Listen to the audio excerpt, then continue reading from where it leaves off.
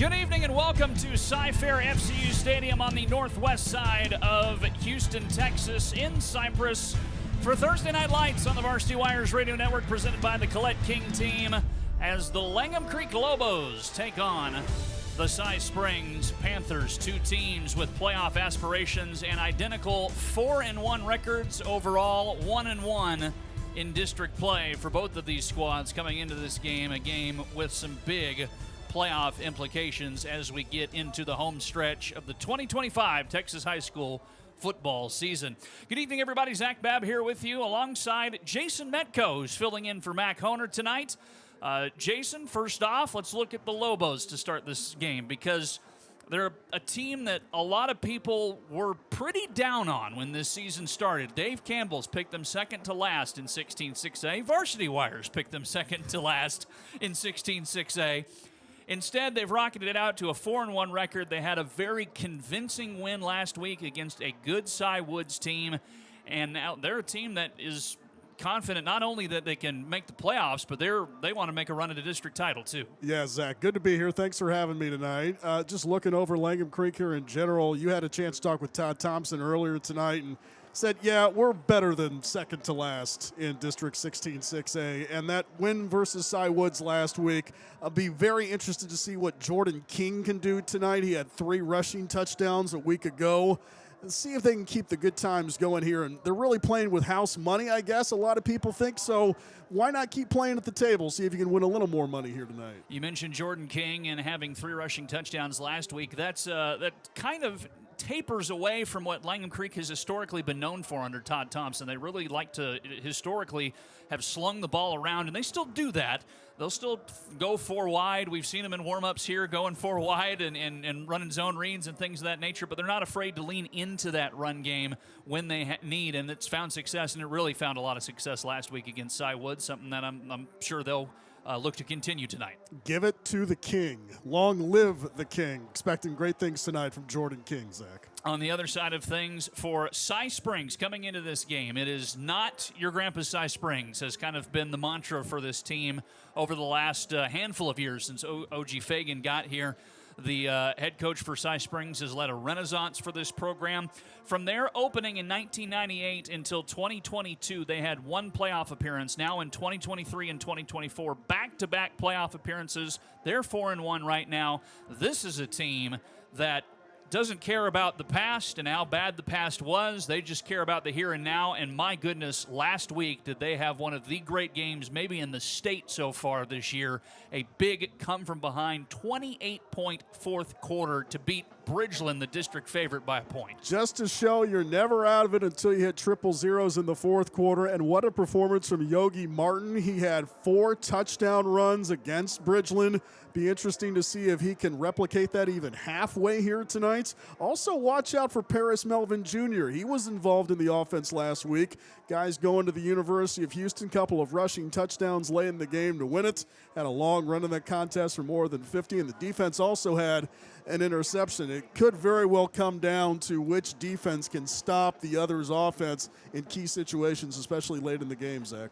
It could very well be how it plays out tonight with how both of these teams are and how much they like to run the football and just run it up and down the field back and forth. But a big game coming up tonight. 4-1 teams, a pair of them. 1-1 in district play again. As of right now, still a lot of football left to play, but sitting on the edge of that playoff bubble in 16-6A, so this game could have some huge ramifications down the line. We'll go ahead and take our first break here. When we come back, we will visit with each head coach, O.G. Fagan from Cy Springs and Todd Thompson from Langham Creek, here on the Varsity Wires Radio Network, presented by the Collette King Team. Looking to buy or sell your home? Trust the Collette King Team with REMAX, bringing you over 25 years of real estate expertise right here in your community. From first-time buyers to luxury estates, Collette and her team know the market inside and out, and they'll guide you every step of the way. Because with the Collette King Team, it's more than real estate. It's about giving you the attention and care you deserve. From cottages to castles, expect the royal treatment with the Collette King Team. Veteran-owned and operated since 2003, Fire Reconstruction, Inc. is the top choice for restoration services to commercial and residential properties caused by fire, water, storms, and mold. They handle the entire process from structure repair, roofing mitigation, packing out, storing, and cleaning contents to give you peace of mind. Fire Reconstruction, Inc. has been vetted and are preferred vendors of most insurance companies and is a local business that supports the local community. Visit their website at fri24-7.com or give them a call at 281-859-3999. Fire Reconstruction, Inc. Better than before. Hello, Copperfield. The Wrap and Mail Room is your go-to place for wrapping, packing, and shipping. When you need UPS, FedEx, US Mail, or DHL, we'll find the most affordable and reliable option to meet your needs. Looking for notary or a private mailbox, maybe holiday gift wrapping? We've got you covered. Find us at 7710 Cherry Park Drive, right in the heart of Copperfield. The Wrap and Mail Room is here for you. Packed with care, we'll get it there. When Houston needs glass, Houston calls Northwest Glass and Mirror. From custom shower doors to sleek mirrors, from residential windows to commercial storefronts, we do it all with expert craftsmanship and hometown care. Family owned, trusted for over 40 years, and always standing behind our work. Northwest Glass and Mirror. Quality, clarity, and service you can see. Call today or visit us online. Northwest Glass and Mirror, Houston's clear choice.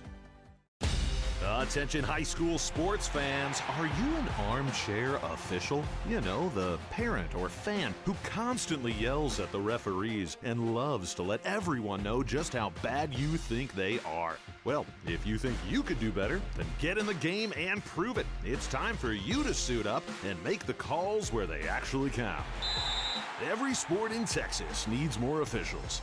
Sign up today at highschoolofficials.com. Timeout. All right. Remember, we're a team that plays together. Listen, the winning will take care of itself. We just have to get everyone involved. In interscholastic sports, we celebrate what makes every one of us unique. And in the pursuit of a common goal, everyone in the huddle, in the bleachers, and in the community comes together. This message presented by the UIL and the Texas High School Athletic Directors Association. What's the biggest myth about interscholastic performing arts? That you have to be the most talented or experienced to participate. The truth is, anyone can be a part of their school's performing arts. There are countless opportunities for students to participate, from theater, choir, and band to speech and debate. The bottom line, if you want to perform, there's a place for you. This message presented by the NFHS and the UIL. Why are interscholastic sports called the last classroom of the day?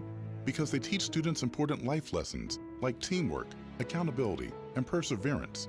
School sports are so much more than a game. They're about developing the whole person. That's why they're an essential part of every student's education. Encourage your student to participate in the last classroom of the day. Interscholastic sports in Texas. This message presented by the UIL and the Texas High School Athletic Directors Association.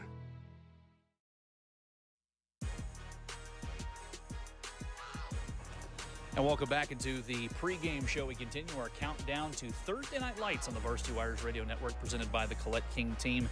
Cy Springs and Langham Creek, two playoff-minded teams going at it tonight at Cy Fair FCU Stadium.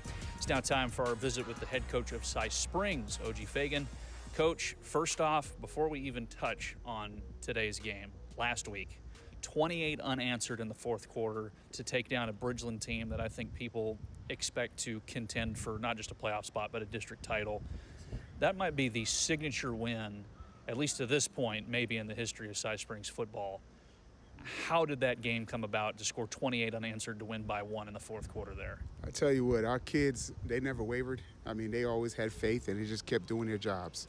They didn't focus on the circumstance. They just focused on their responsibilities, took one play at a time and just kept chopping. And you know what? We had some favor. I mean, when you come back from 27 points down, you know you had the good Lord was on your side a little bit there. So, but really just really proud of our kids and the faith they displayed and how they stayed together and they never turned on each other when we were down. When you talk about your kids, I mean, the first time we had you guys on the radio network this year, we talked about that this isn't your grandpa's Cy Springs anymore. This is a new team. If anyone who still looks at it and thinks, Cy Springs, whatever, that's not the case anymore. I mean, you got back-to-back playoff appearances, and now you're gunning for a third this year with that win, especially last week.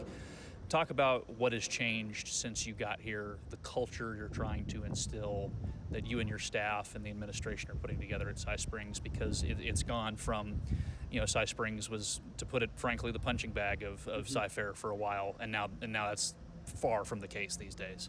Yeah, I mean, so when you talk about culture, it starts with our core values. Yeah, you talk about CHOP, committed hard work over a period of time, and then you talk about DDT, just do right, do the very best you can, and treat others how you want to be treated. But CHOP is the engine that drives our culture here. I mean, we compared it to when we took over this program, just being in the middle of a dark woods and having to chop our way out of it. So, when you chop down a tree, you swing that axe, and then nothing is going to happen. But with intense focus, concentration, and effort, if you keep hitting that same spot over and over, sooner or later that tree is going to fall. So our culture is built on that, and so our kids just keep fighting and keep battling, and they don't focus on the circumstance. They focus on accomplishing their goals. So, we talked about feelings. Feelings is less than your goals. Your goals are more important than your feelings. That's something we talked about a lot last week. So when we were down, the kids were focused on winning, and so all they had to do was focus on what they had to do to win, and that's just take care of their responsibility one play at a time. When you look at Langham Creek tonight, this is a team that I think a lot of people have, or at the beginning of the season, just automatically wrote off. I mean, Dave Campbell's had them picked second to last in the district. Same thing with us here at Varsity Wires, and suddenly they're rocketing out to a 4-1 start. They're right in the thick of a playoff race right now. What makes them a challenging team to face, and what has made them successful so far this year? Well, one thing about a Todd Thompson coach team, since I've been in this district, they're never going to just fold, right? They're always going to battle you, and they're always going to fight you. They're better than people think. They had that tough night versus Bridgeland, but that doesn't define their program and who they are. So we had to go out here and match them and make some plays and execute. So we had to flush that win last week and get focused on us coming back and taking one step at a time and attacking Langham tonight. Talk about that a little bit. You bring up a good point there about not letting the high of last week drag you down too much this week. What do you tell your players before this game to yes, or how amazing of a game that was last week, to got to put it behind you? It's a whole new week this week. Yeah. So it goes back to remember what our goals are, right? It's like, so we could live on that one high and keep that going, but not accomplish our overall goals for us as a program, which is to get back to the playoffs and to chase a district championship, right? So if we put our goals in front of our feelings and our circumstance, we have a chance. Final question here for you, Coach. What are going to be the biggest keys from a Cy Springs perspective for a Panthers win this evening? Not giving up big plays, establishing the run game tonight, and really just making sure our playmakers have a chance to impact the outcome of the game. Coach, appreciate it as always. Best of luck tonight. Thank you. It's O.G. Fagan, head coach of Cy Springs. We'll take a quick break here on the Varsity Wires Radio Network, presented by the Collette King Team. Looking to buy or sell your home? Trust the Collette King Team with REMAX, bringing you over 25 years of real estate expertise right here in your community. From first-time buyers to luxury estates, Collette and her team know the market inside and out, and they'll guide you every step of the way. Because with the Collette King Team, it's more than real estate. It's about giving you the attention and care you deserve. From cottages to castles, expect the royal treatment with the Collette King Team. Veteran owned and operated since 2003, Fire Reconstruction Inc. is the top choice for restoration services to commercial and residential properties caused by fire, water, storms, and mold. They handle the entire process from structure repair, roofing mitigation, packing out, storing, and cleaning contents to give you peace of mind. Fire Reconstruction Inc. has been vetted and are preferred vendors of most insurance companies and is a local business that supports the local community. Visit their website at fri24-7.com or give them a call at 281-859-3999. Fire Reconstruction Inc. Better than before. Hello, Hello, Copperfield. The Wrap and Mail Room is your go-to place for wrapping, packing, and shipping. When you need UPS, FedEx, US Mail, or DHL, we'll find the most affordable and reliable option to meet your needs. Looking for notary or private mailbox, maybe holiday gift wrapping? We've got you covered. Find us at 7710 Cherry Park Drive, right in the heart of Copperfield. The Wrap and Mail Room is here for you. Packed with care, we'll get it there. When Houston needs glass, Houston calls Northwest Glass and Mirror. From custom shower doors to sleek mirrors, from residential windows to commercial storefronts, we do it all with expert craftsmanship and hometown care. Family owned, trusted for over 40 years, and always standing behind our work. Northwest Glass and Mirror. Quality, clarity, and service you can see. Call today or visit us online. Northwest Glass and Mirror, Houston's clear choice. Have you noticed bad behavior has become normalized at interscholastic athletic events? Some fans seem angry. They lack civility toward one another. Some even get aggressive and unruly. Time out! What is going on? This has to stop. Let's not forget, school sports aren't just about winning. And they're definitely not an excuse to take your frustrations out on the official or the opponent. They're about teaching lessons like perseverance, respect, and empathy, so students can learn and grow as people, not just as players. We all have a role to play in setting a good example for our students and teaching them these important values. So fans, it's time to step up your game and behave positively at interscholastic athletic events in Texas. This message presented by the UIL and the Texas High School Athletic Directors Association. We are the NFHS. That stands for the National Federation of State High School Associations. But really, what we stand for, together with the UIL, are the 825,000 high school sports and performing arts students in Texas. And so, we stand. We stand for the runners, debate team members, and basketball players. We stand for their coaches, officials, and adjudicators. We stand for the drummers, football players, and actors. We stand for the golfers, singers, and swimmers. We stand as the national leader and advocate for these essential activities and all who participate in them and make them possible. Because it is our purpose to ensure that high school students get to play, perform, and compete together. To learn more about who we are and what we stand for, visit nfhs.org.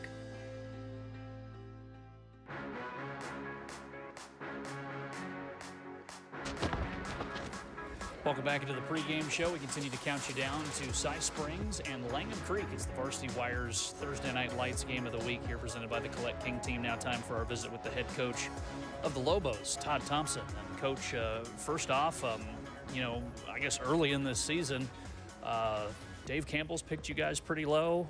We picked you pretty low, and yet here you are, 4-1. To start this campaign. What's kind of been the mood around this program? Because it seems like there's a lot of people in that locker room believing in what you got right now.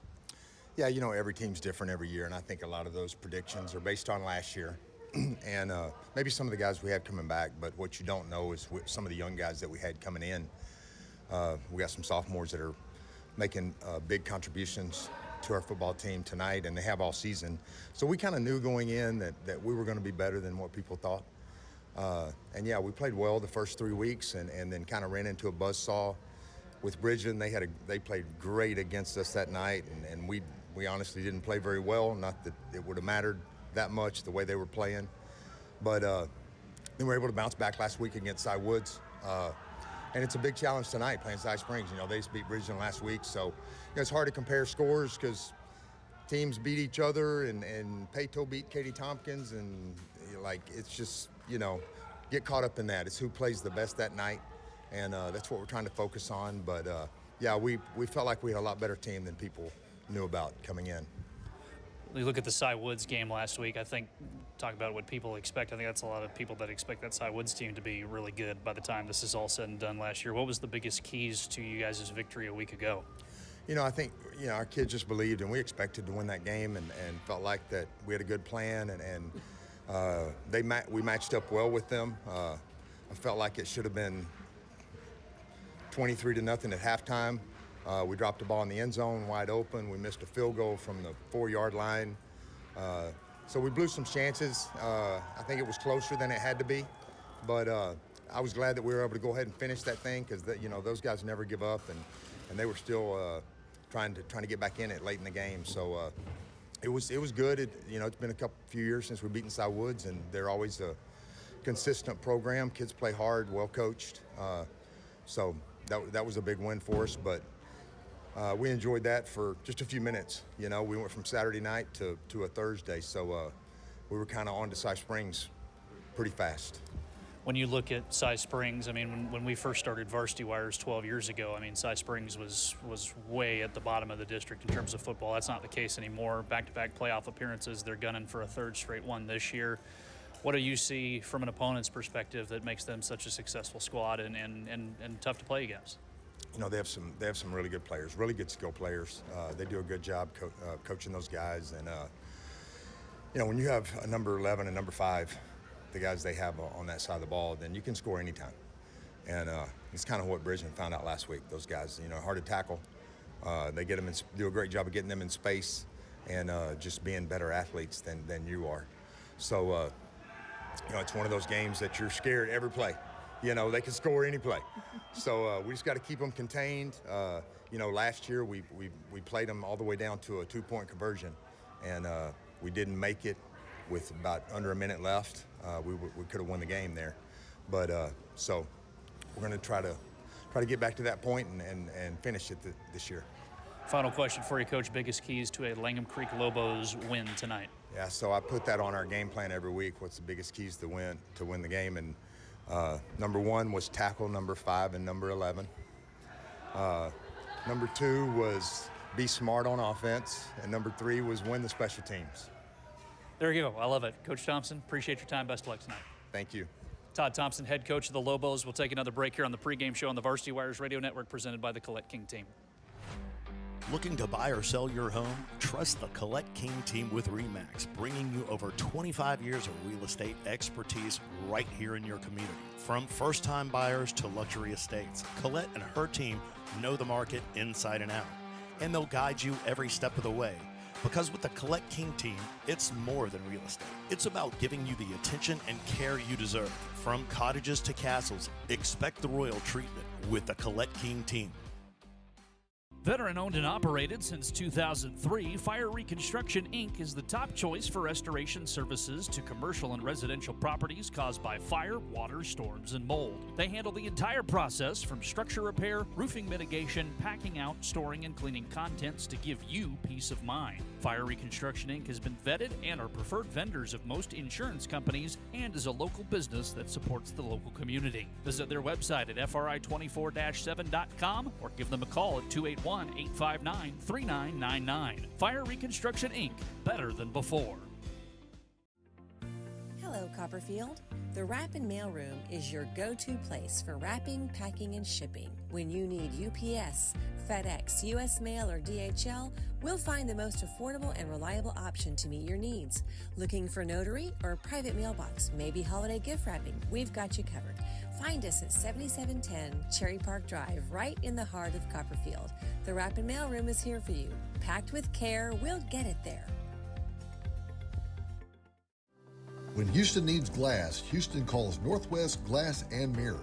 From custom shower doors to sleek mirrors, from residential windows to commercial storefronts, we do it all with expert craftsmanship and hometown care. Family owned, trusted for over 40 years, and always standing behind our work. Northwest Glass and Mirror.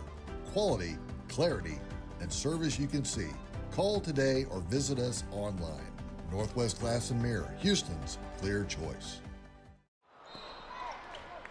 Have you noticed bad behavior has become normalized at interscholastic athletic events? Some fans seem angry.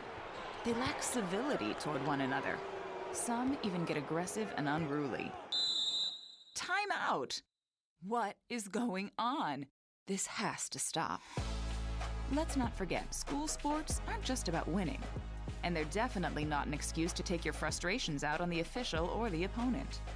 They're about teaching lessons like perseverance, respect, and empathy so students can learn and grow as people, not just as players.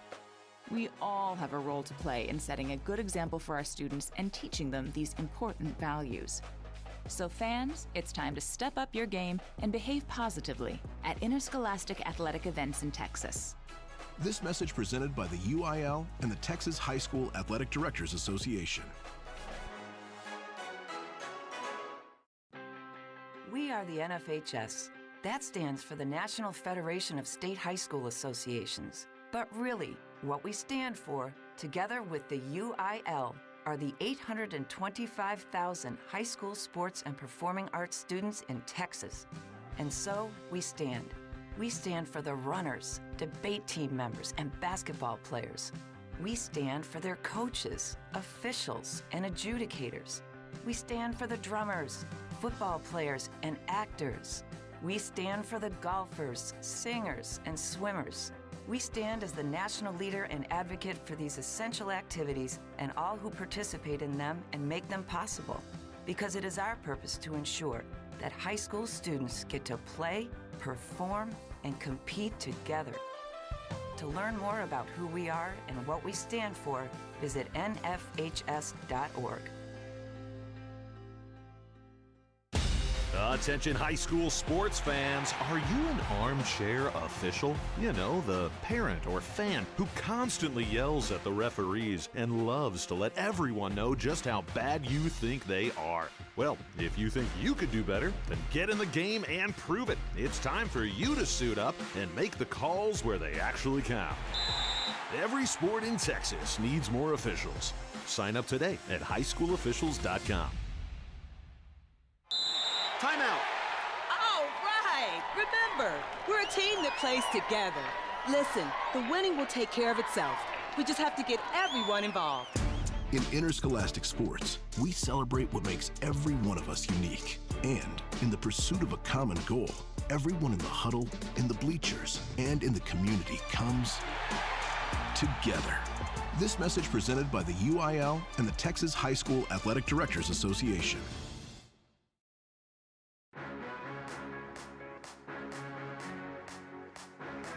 Welcome back to Cy Fair FCU Stadium. Just about ready to get underway here between Cy Springs and Langham Creek, which means it's now time for our keys to this game. Jason Metco. Thank you, Zach Babb. First, we will start with King and Martin, or Martin and King. Sounds like the start of a law firm. We're talking Jordan King of Langham Creek, Yogi Martin of Cy Springs. We know both of these guys are going to get their number called a lot tonight. Who picks up more yards? That might turn out to be the winning team. Key number 2, the defense needs to answer the call. Both teams in their wins this season have allowed roughly 21 points or 3 scores in each of those contests. Try to keep it under 21 if you can tonight. The third key, special teams, probably going to need to be a little extra special. You heard Coach Thompson say last year came down to a 2-point conversion. Might that happen again? Well, if it does, then you're going to need your special teams to be in A form, Zach Babb. That's your keys to the game from Jason Metco, and we will keep it right here as the coin toss about ready to get underway at Cy Fair FCU Stadium on what is a gorgeous night for some high school football in Texas. A little on the toasty side. It's 84 degrees. But not a cloud to be seen in the sky. No threat of any weather delays tonight. The wind is out of the east, about 10 to 15 miles per hour in some gusts. Otherwise, great weather for Texas high school football action. The two teams meeting at the 50-yard line.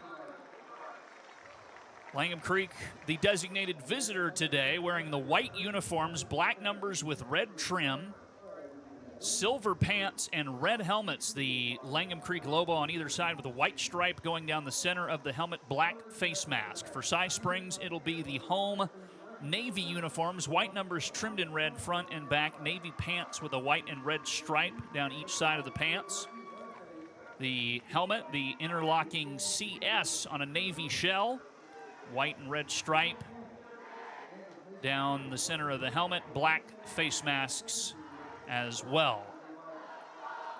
The officials not Mike tonight, I do not think. It looks like Langham Creek has won the toss.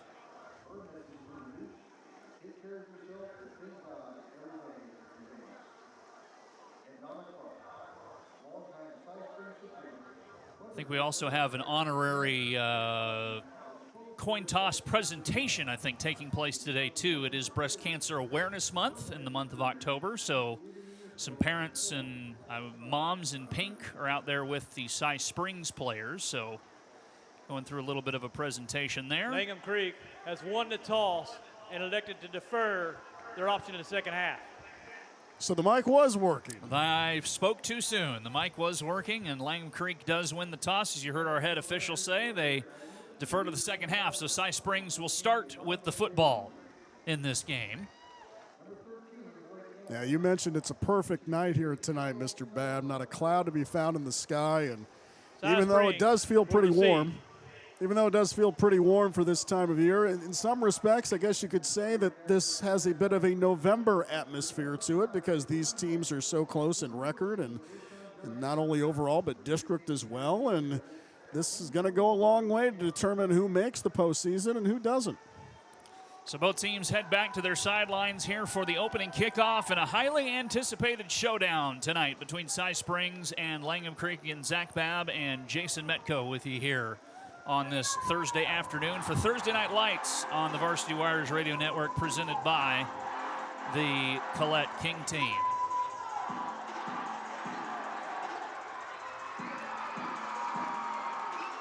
Good old-fashioned duel between O.G. Fagan and Todd Thompson, the longest tenured head coach versus one of the shortest tenured head coaches in Cy Fair ISD. Not the shortest, but only been here for 4 years now. O.G. Fagan has. Todd Thompson's tenure goes all the way back to 2010 at Langham Creek.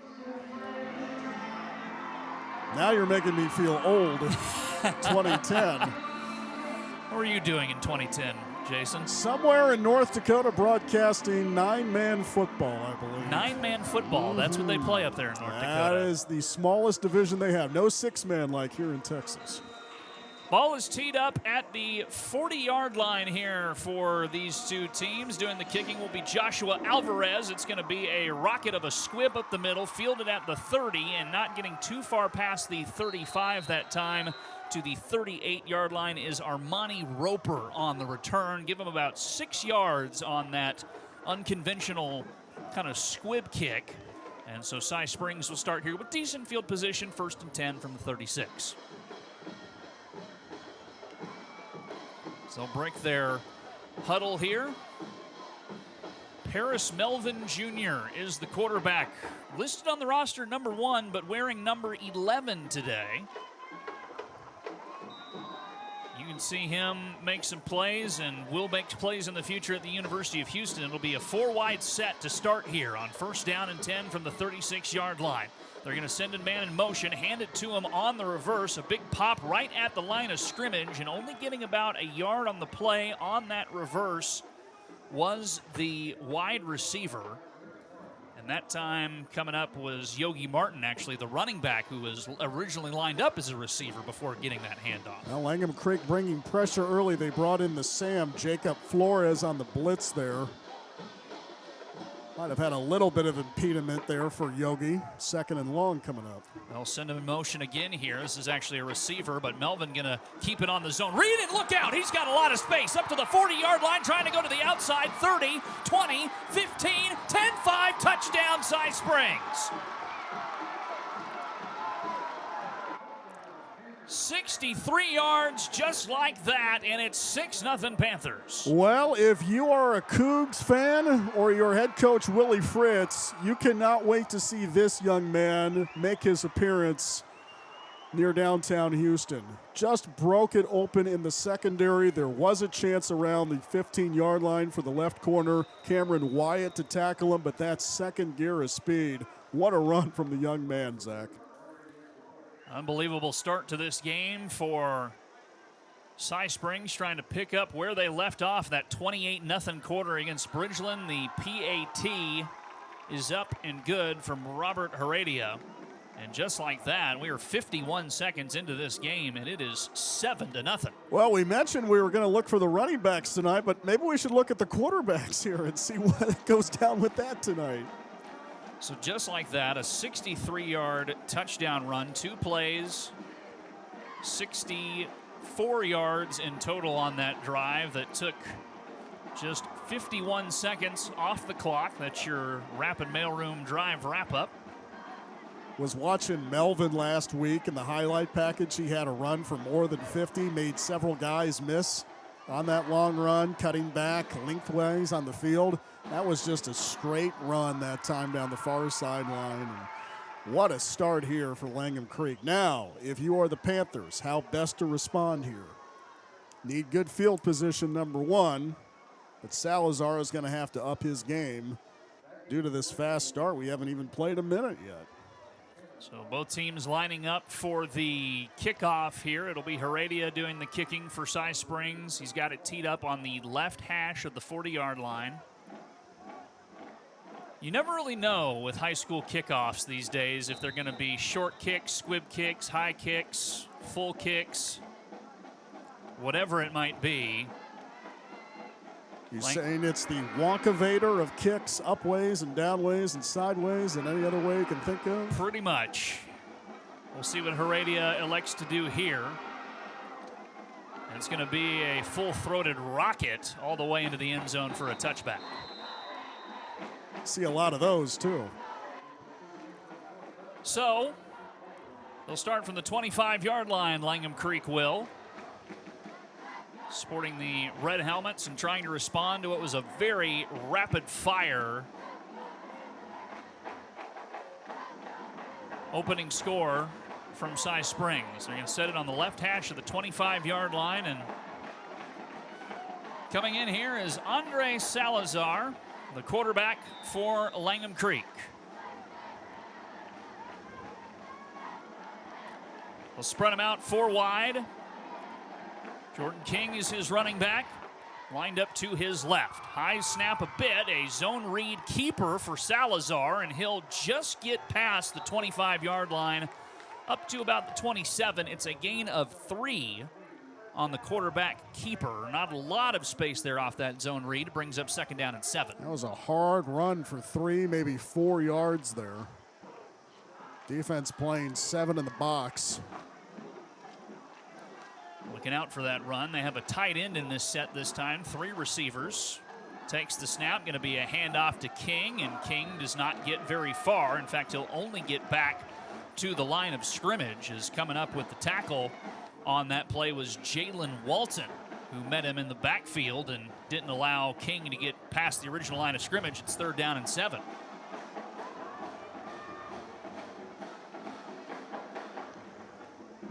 Right back at the line here, 10-13 and counting to play in the opening quarter. Takes the snap, Salazar under pressure, and he's going to go down in the backfield. That is a sack for Cy Springs. Jonathan Ijoma coming up with the tackle for loss, and a punt coming up here for Langham Creek. And Ijoma really had no issues getting past the offensive line there. That blitz was fully on. And the Cy Springs offense was just not, rather the Langham Creek offense was not ready for that one. Great start defensively for the team wearing navy blue. Back deep to receive is Paris Melvin Jr., I believe.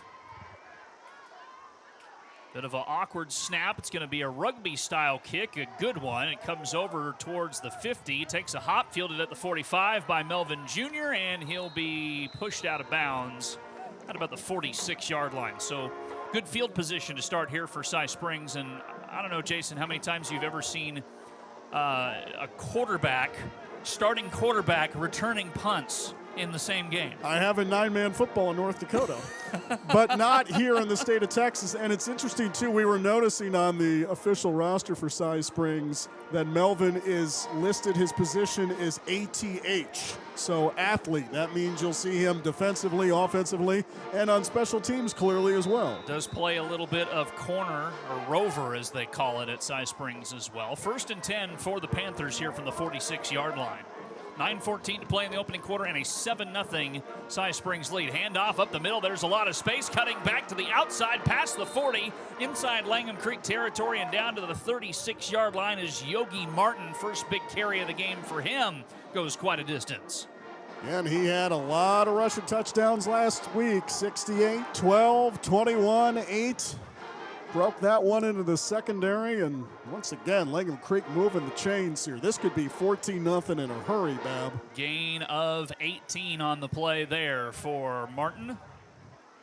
4 receiver spread again. They're going to send him in motion. Takes the snap, play action, looking, going to throw this one down the field. There is a man there, but it's intercepted. Coming back the other way with it is Langham Creek. 25, 30, 40, still going. 45, 50, trying to turn the corner and taken down from behind at the 35-yard line. Wyatt Cameron read that play beautifully, picked it out of the sky, and a huge return for the Lobos. Cameron Wyatt with the pick. Well, he had single coverage over the middle, and looks like Wyatt at the last minute is able to adjust on what appeared to be an underthrown ball. So just as Cy Springs was knocking on the door of breaking the game open early, the Panthers are in Cy Springs territory, Zach. They're going to run a pitch option here and cutting back the other way and trying to find some space, shedding one tackle and up past the 30 and dragged down at the 27-yard line is Salazar. Nice improvisation there from the quarterback to pick up 9. That first drive, he tried to make some plays himself, was unable to, 3 and out. That time finding a lot more space on the left side of the line, picked up 9. Second down and 1 now here as Langham Creek trying to jump right back into this game. They trail 7-0 here, just under 8 minutes to play in the first quarter. Salazar, hard count, bit of a high snap. Drops back to throw, steps up in the pocket. Pocket collapses around him, but he's going to put on a Houdini act there to create some space up to the 17-yard line. A gain of 10 on the quarterback keeper that time. Moved the chains for the Lobos. Yeah, I had a feeling maybe when I said watch out for both running backs running the ball that maybe I should have included the quarterbacks. Clearly that's the case. We've already seen a rushing touchdown from one QB tonight, and now the other QB making moves here trying to tie the match. Salazar, 4 receiver spread. He's got King lined up to his left in the shotgun. It's going to be a zone read handoff to King towards the right side. He's trying to turn the corner and gets pushed out of bounds inside the 10 and will be marked out at the 9. As coming up with the tackle that time was Tristan Kubetska. And it's going to be second down and about 2 after the gain of 8. No tempo here from the Panthers, catching in Langham Creek, trying to bring in some last-minute subs here. 3 receivers and a tight end this time now for Salazar, who's in the shotgun with King lined up to his right. A little bit of a delayed handoff to King, who hits the middle and should have enough for a first down after a gain of 2 on the play. He needed to, and looks like he got to as they unfold bodies from the pile there, and it should set up first and goal for the Lobos. Probably a good thing that that was a draw play, because Salazar had to jump up just a little bit through the high snap.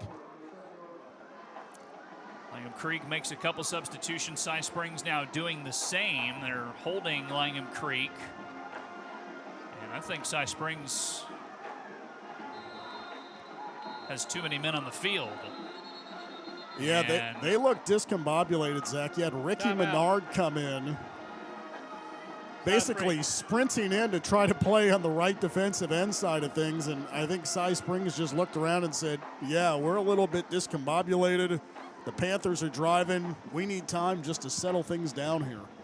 So O.G. Fagan takes his first timeout. We will take it as well. 6:35 to play in the opening quarter. It's 7-0 Cy Springs on the Varsity Wires Radio Network, presented by the Collette King Team. Looking to buy or sell your home? Trust the Collette King Team with REMAX, bringing you over 25 years of real estate expertise right here in your community. From first-time buyers to luxury estates, Collette and her team know the market inside and out, and they'll guide you every step of the way. Because with the Collette King Team, it's more than real estate. It's about giving you the attention and care you deserve. From cottages to castles, expect the royal treatment with the Collette King Team. First down and goal here for Langham Creek midway through the first quarter. They're lining up under center. You don't see this too much these days in high school football. It's a handoff to the running back King, and he'll work his way up to the 5 for a gain of 2 on the play. Brings up second and goal from the 5 for the Lobos. Yeah, they ran that full house package last week, scored a touchdown with King. I would presume if they run that same formation again, you're going to see 7 and White try to take it into the house to maybe tie the game. And they are indeed going to line up in that same formation under center. It's a handoff to the fullback this time, and he was read like a book. Nowhere to go that time for Nicholas Gotham, who ends up losing 2 yards on the play and will bring up a critical 3rd down and goal here for Langham Creek. Not 1, but 2 men on the line, shutting that play down. Excellent read defensively by Cy Springs. 4 receiver spread as they'll go more conventional here. Langham Creek will, with Salazar back in the shotgun and King lined up to his right. They're going to fake a pitch. They will pitch it. King comes away with it, but he is taken down in the backfield. A little bit of chippiness afterwards. No flags come flying in, but that was Jonathan Ijoma again reading the play very well, and it's going to force a field goal attempt here for Langham Creek. The senior linebacker has read 2 key plays here early on in the contest. That one limiting just the chances now for the Panthers to try to make 3 here. So this will be barely more than a chip shot, a 25-yard field goal off the left hash. Joshua Alvarez sends it up and through. And with 4:52 to play here in the opening quarter, it's now a 7-3 Panther lead here on the Varsity Wires Radio Network, presented by the Collette King Team. Veteran owned and operated since 2003, Fire Reconstruction Inc. is the top choice for restoration services to commercial and residential properties caused by fire, water, storms, and mold. They handle the entire process from structure repair, roofing mitigation, packing out, storing, and cleaning contents to give you peace of mind. Fire Reconstruction Inc. has been vetted and are preferred vendors of most insurance companies and is a local business that supports the local community. Visit their website at fri24-7.com or give them a call at 281-859-3999. Fire Reconstruction Inc. Better than before. Welcome back here to Cy Fair FCU Stadium. 4:52 to play in the first quarter. It's a 7-3 Panther lead over the Lobos, and Metco a huge defensive stand for Cy Springs after the interception. Langham Creek takes it back, looking like they were driving without an issue, and instead the Panthers defense holds them to 3 points, and then they have a 4-point lead here at the midway mark of the first quarter. Seeing Yogi Martin back to maybe receive this if it gets to him. It's going to be another kind of squib kickoff, and this one's going to be fielded and turning the corner and taken out of bounds at the 37-yard line is where they mark him out. Was Gabriel Sampson on the return, so a decent return for the Rocket Squib. I guess that's what I'm just calling it now. Well, you know what that is? That is AKA not kicking it to Yogi Martin. That is exactly what that is. Trying to keep it away from him. And so 1st down and 10 here for Cy Springs from their own 37-yard line. It'll be Paris Melvin Jr. at the quarterback spot. 4 receivers and a tight end in this set. He is by himself in the backfield. Melvin Jr. takes the snap, going to turn, fire it right side. High pass, barely snagged, and then almost tackled, and then he fumbled the football, and coming away with it is Langham Creek. Oliver Coleman with the fumble recovery. The pass was out to Ferris Lababda. Tried to make an extra move, couldn't hang on to the rock, and instead it's the senior defensive back Coleman coming up with the 2nd turnover of the game for the Lobos. And you mentioned that extra move. That's what bit him in the end with the punch out as he was trying to move to his right. Well, we've already seen Langham Creek put up 3. Now they have another opportunity to maybe give them the lead if they can put it in the end zone, Zach. Besides that opening touchdown, it's been a little on the sloppy side for Cy Springs here offensively with those back-to-back turnovers now. Langham Creek trying to take advantage, already have 3 points off turnovers, trying to add to it here. High snap, handoff to King. He's going to turn left side, cuts the corner, past the 40 and is taken out of bounds at the 38-yard line. So a gain of 6 on the play. Certainly got a weapon with Jordan King running the ball, but we saw Salazar on that first drive with some trickeration, some Houdini moves, as you said. Good 1-2 punch here. Lining up on 2nd down and 4 as we're at 4.5 minutes to play. Salazar stepping back all day to throw, zips it into the flat. That one's caught at the 35-yard line, and he may have just gotten to the 34. Making that catch that time was Zayden Swift. And they're going to say he is actually inches short. I think it's going to be 3rd down and maybe a foot, if even that. Or they may actually, nope, they're going to give him the 1st down. Or no, the chain gang started to move. I thought he was short by about a half a yard. This looks closer than that, but we were right on the 34-yard line, so we could see it. He is about 4 inches short, Zach. No, now they're going to move the chains regardless. So, okay, 1st down and 10 for Langham Creek. They're going to hand it off here to King, and King just trying to body his way through and takes a nice extra shove there from Ijoma, who's been everywhere so far, but not before a 5-yard gain for King. I mean, look, if that was going to be 3rd and short, Jordan King was going to have the ball anyway. He's going to pick up a 1st down regardless, so might as well just move the chains. 2nd down and 5 now for Langham Creek as they line it back up again. We roll under 4 minutes to play in the opening frame and a 7-3 Panther lead. 3 receivers and a tight end in this set. This is going to be a play-action keeper for Salazar. He's trying to turn the corner and doesn't find a lot of space. Maybe gets a yard to the 28-yard line before Renard Walker takes him down.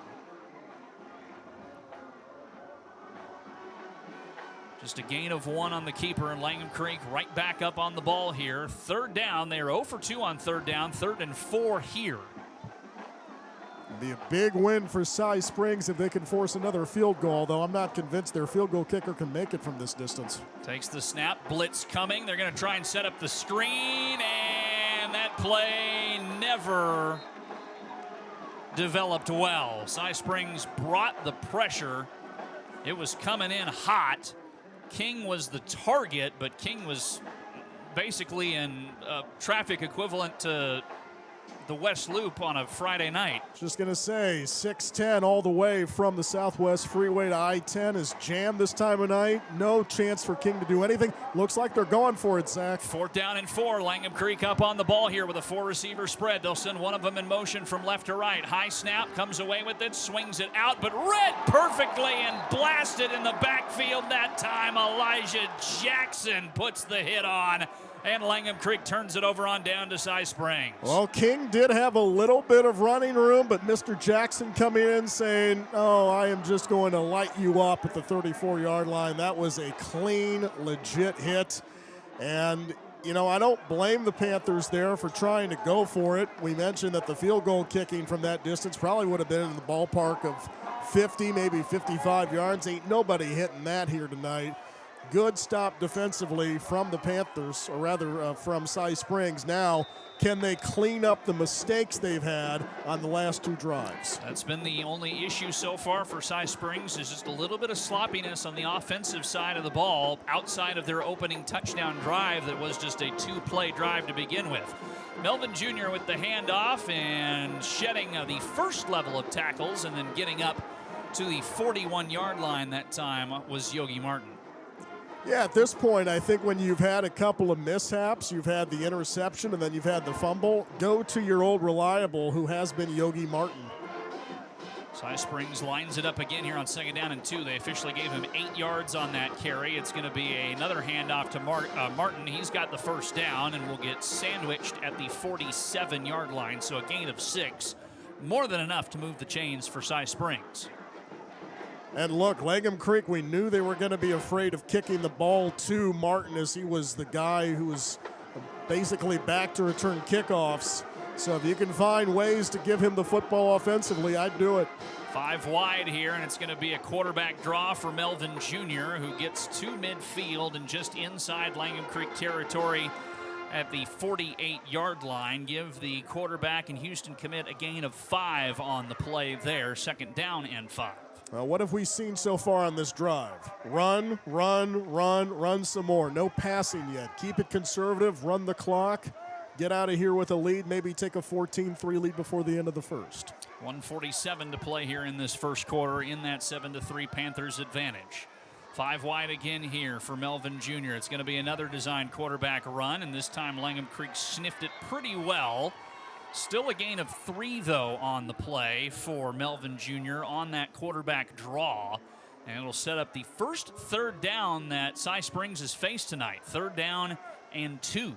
So far on these runs, though, you've picked up more than 3.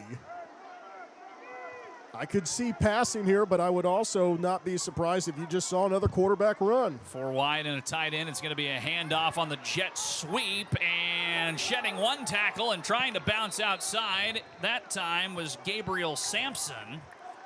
And Sampson able to get the first down on that jet sweep play. He made 1 man miss. Couldn't make the second, though, but after he got a first down, he gets through nonetheless on a 6-yard gain. Well, different way of moving the ball on the ground, pays off, and Cy Springs has done a very solid job of keeping it on the ground in this possession, moving the chains, 4 or 5 yard gains at a time. And other than that first drive, arguably this is the best drive that Cy Springs has had tonight.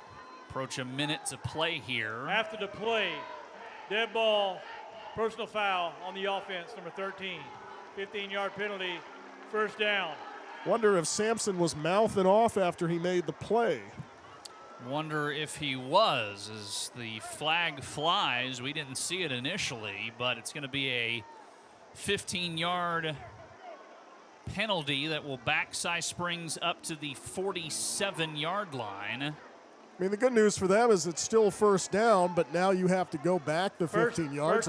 First and 10. First and 10. Yes, as we said, first and 10. First and 10, do it again, but now you're having to do it again from your own end of the field. It's like the gain last couple plays almost haven't happened. And like you said, Metco, really kind of the only silver lining in that for Cy Springs is it is first and 10. So the chains do reset. Now the tackles will swap spots. I don't know if I've ever seen that happen before. 4 wide and a tight end again. They'll send the man in motion. This is going to be a fake on the zone read. And Melvin Jr., look out. He's got a lot of space. 30, 20, 15, 10, 5. Touchdown, Cy Springs again. Paris Melvin Jr. taking it to the house on his own, that time for 53 yards. And the Panthers lead at 13-3. Well, at this rate tonight, Paris Melvin Jr. is going to run to Paris. Simply sensational on the end around there. A great call. And like we said earlier, the U of H commit, you Coug fans out there, hopefully you know this kid's name. You surely will here before the season's out. Heredia on for the extra point. Try and make it a 14-3 Cy Springs advantage. Snap down, kick up, kick on the way, kick is good. And with 38 seconds to play in the first quarter, it's a 14-3 Cy Springs lead here on the Varsity Wires Radio Network, presented by the Collette King Team. Hello, Copperfield. The Wrap and Mail Room is your go-to place for wrapping, packing, and shipping. When you need UPS, FedEx, US Mail, or DHL, we'll find the most affordable and reliable option to meet your needs. Looking for notary or private mailbox, maybe holiday gift wrapping? We've got you covered. Find us at 7710 Cherry Park Drive, right in the heart of Copperfield. The Wrap and Mail Room is here for you. Packed with care, we'll get it there.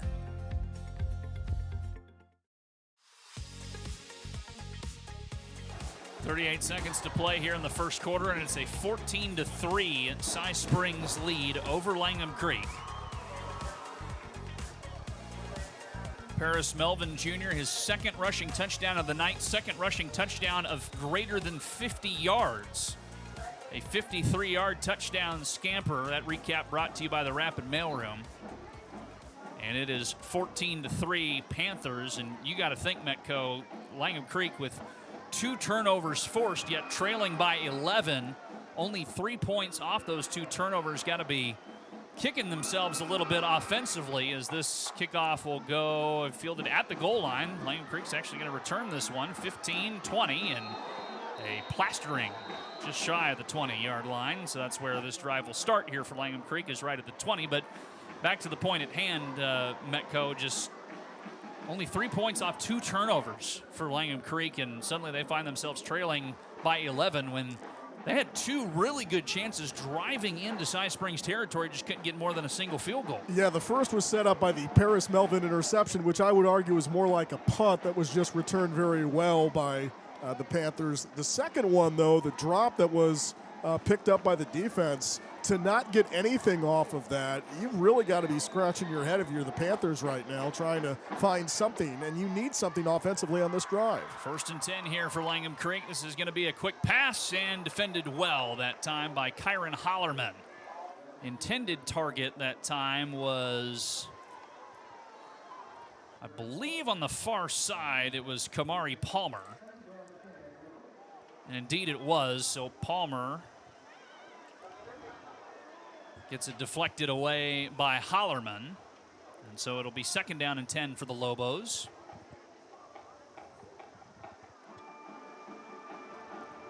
Salazar takes the snap, handoff, and a A-gap run right up Broadway. Will net about 5 yards that time for a new running back, Trey Smith, into the game for the first time. 2nd on the depth chart to King. Maybe the thought process right now by the Panther coaching staff is try to bring in another guy in the backfield, see if you can change things up. But we'll have to think about it a little more, Zach, as we're done with 1 of 4 of our act play. That's here the end of the first quarter. 14-3 is the score. Cy Springs in front here. 2nd quarter coming up on the Varsity Wires Radio Network, presented by the Collette King Team. When Houston needs glass, Houston calls Northwest Glass and Mirror. From custom shower doors to sleek mirrors, from residential windows to commercial storefronts, we do it all with expert craftsmanship and hometown care. Family owned, trusted for over 40 years, and always standing behind our work. Northwest Glass and Mirror. Quality, clarity, and service you can see. Call today or visit us online. Northwest Glass and Mirror, Houston's clear choice. Start of the 2nd quarter here between Cy Springs and Langham Creek. 3rd and 4 upcoming for the Lobos, who are yet to convert on 3rd down in this game. They are 0 for 3. Yeah, they kind of need this one too, Zach, because this is the first one tonight that is deep in their own territory. The other 2 were as they were driving off the resolved turnovers from Langham Creek. Kind of feel like you need to get the momentum back on your side. This would be a big way to do it if you can convert to keep this drive alive. So the Lobos spreading them out here. 4 wide receivers and a running back. The running back is Smith. Split evenly, 2 on either side for the quarterback Salazar. Here comes the blitz for Cy Springs, and a face mask is going to get called. It's a sack at the moment, but 2 flags immediately flew in. Yeah, I think they're going to get Austin Matthews for grabbing the mask here. You could see personal foul, face mask on a defense, number 23. 15 yards from the line of scrimmage, 1st down. So that's one way to get the 1st down, as the blitz package worked well for Cy Springs, but the grab of the face mask from Matthews negates anything there. Give the Lobos 15 yards and a 1st down. And the Lobos will gladly take that after the way that things have played out for them so far on 3rd down tonight. It's their first time they have moved the chains on 3rd down, and it comes via penalty. Salazar. And again, Cy Springs moved a little early. They're claiming Langham Creek jumped. Unabated to quarterback on the defense, number 88. 5-yard penalty. Replay 1st down. Well, Coach Fagan is probably going to tell his boys at half, clean it up. You've had 2 turnovers and you've had 2 big penalties here.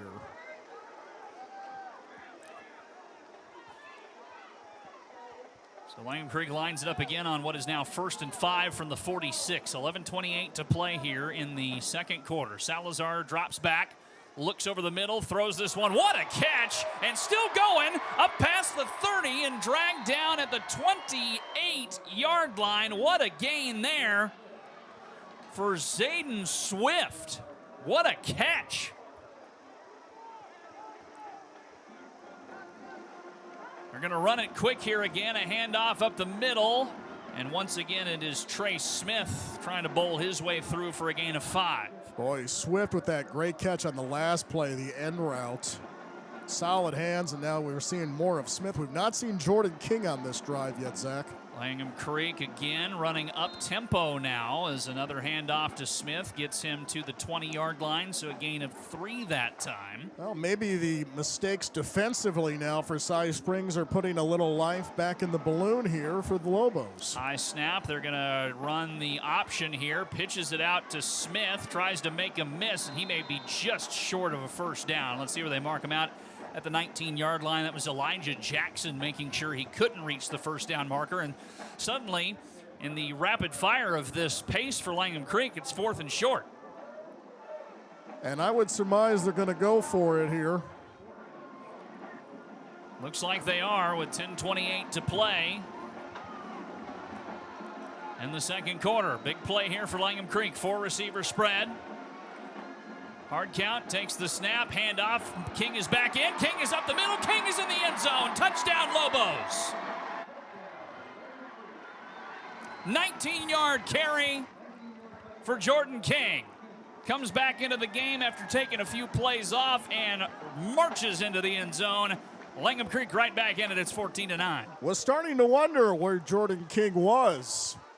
They saved him for the last play of that drive. On 4th, you only need a couple. How about taking it to the house, young man?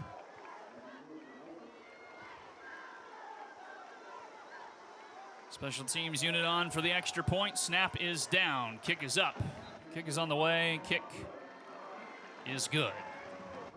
10:21 to play in a fast-moving game here at Cy Fair FCU Stadium. It's 14-10. Panthers in front of the Lobos on the Varsity Wires Radio Network, presented by the Collette King Team.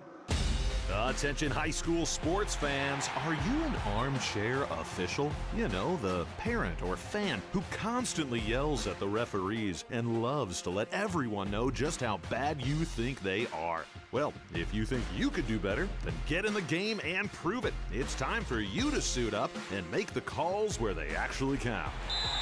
Every sport in Texas needs more officials. Sign up today at highschoolofficials.com.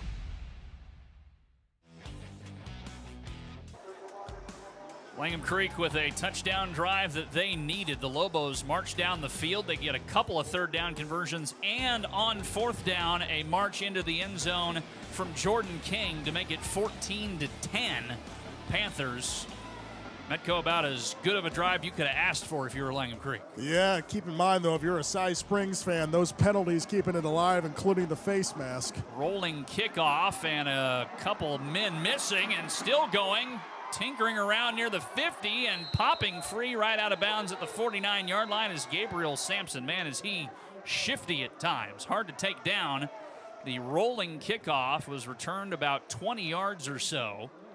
And again, good field position to start here for the Panthers. Well, wonder if we see Paris Melvin Jr. continue exclusively running the ball or throwing it.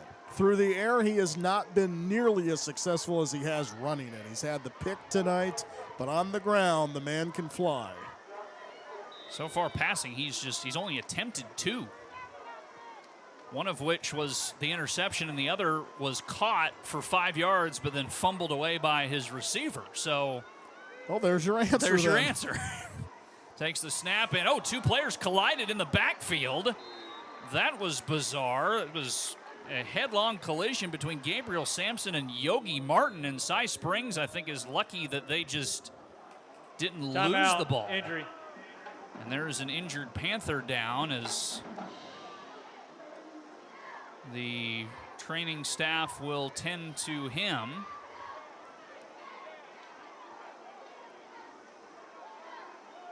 .02 to play here in the second quarter. While they tend to the injured Panther, we'll take a break here on the Varsity Wires Radio Network, presented by the Collette King Team. Timeout. All right. Remember, we're a team that plays together. Listen, the winning will take care of itself. We just have to get everyone involved. In interscholastic sports, we celebrate what makes every one of us unique. And in the pursuit of a common goal, everyone in the huddle, in the bleachers, and in the community comes together. This message presented by the UIL and the Texas High School Athletic Directors Association.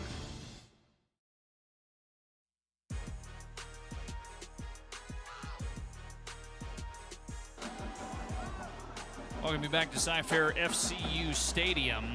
Yogi Martin was the injured player on the play, and he is coming off under his own power, but albeit very gingerly. And I want to speculate here, but it might have been a stinger of the knee when he and Sampson collided on that discombobulation play that set up a 2nd and long here, Zach. So they'll have to go without their star running back for right now. And it's now, they're going to shift things around here. Miles Hamilton is in at quarterback, and Paris Melvin Jr. is going to line up as a running back. It's going to be a play action, throw to the outside, caught, but losing yardage that time was Gabriel Sampson. Or no, he actually is going to pick up a couple yards.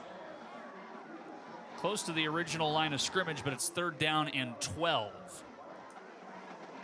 Well, saw Miles Hamilton last week. He had a 41-yard touchdown pass in the contest. Can run it a little bit, but not as effectively on the ground as Melvin is.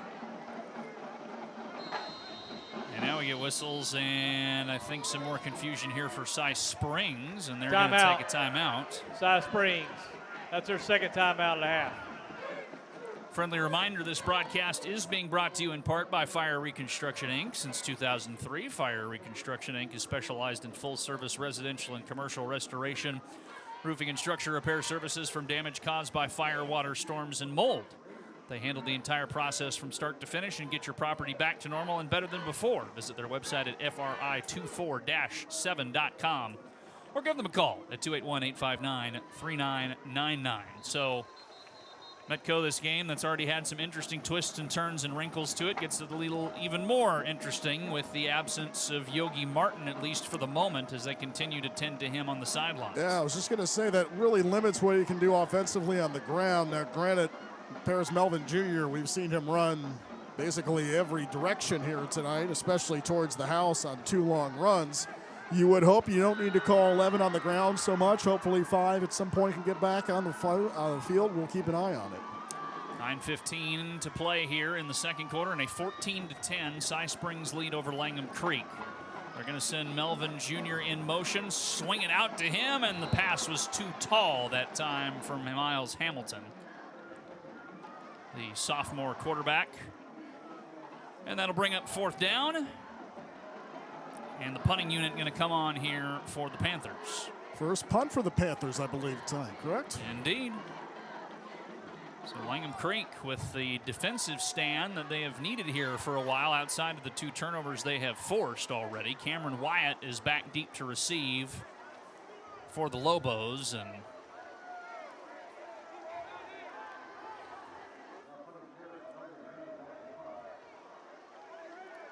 both teams lining up.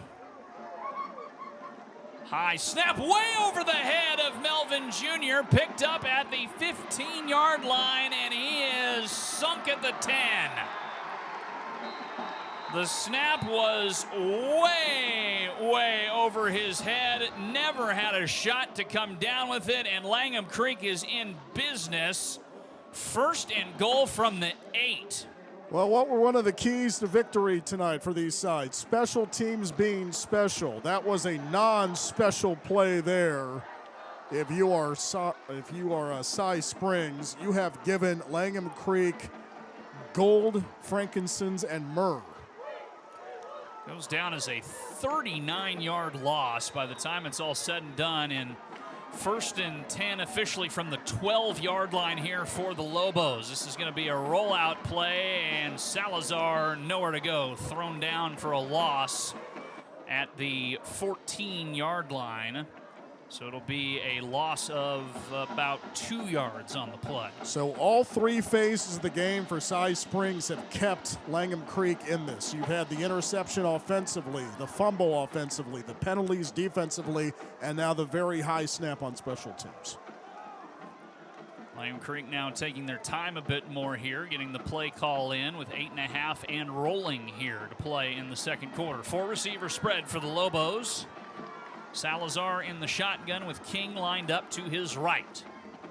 And a jump. We'll see who flinched first. I think it was Langham Creek. The officials may discuss this, though. There's always that thought in the back of your mind of the disconcerting signals call. False start. On the offense, number 73. 5-yard penalty. Replay second down. And there's your answer. That's on Victor Rementeria, the right guard.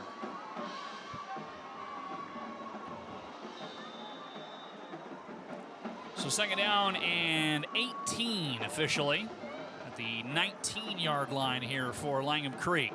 Salazar drops back, pocket collapses around him. He rolls out to the left, tried to hold up to make a man miss, and instead just gets back to the original line of scrimmage. Austin Matthews read the play well that time, was able to take him down for no gain, and it'll bring up third down and 18. I said gold, frankincense, and myrrh. I guess we can take the myrrh back because it's gotten just a little bit harder for the Lobos here. They have sort of shot themselves in the foot the last couple plays. No one's doing it. Neither team is doing themselves any favors at this point. Not at the moment. 7.5 to play here in this second quarter. Salazar, all the time in the world, tons of time, still nobody open. As sheds one tackle, rolls back out to the left, throws it on the run. There's a man there in the end zone, tipped, and was it caught? Yes, it was. Touchdown, Langham Creek, off the deflection.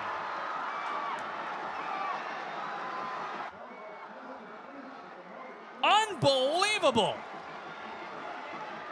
It was a madhouse in the end zone. Players running everywhere, trying to catch up to where that ball was, and someone snagged it out of the sky. And Langham Creek has taken the lead, 16-14.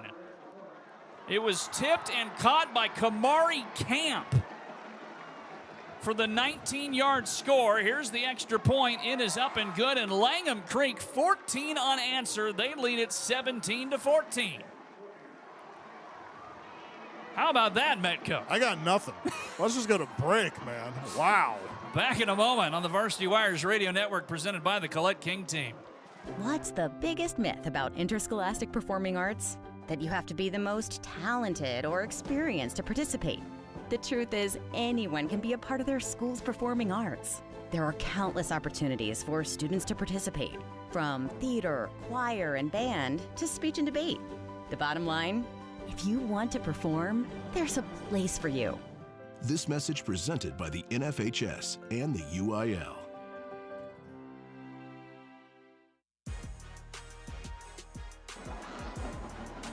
$7:16 to play here in the second quarter. What a game this has become. It's 17-14 Lobos after they trailed 14-3 and just took their second lead of the game.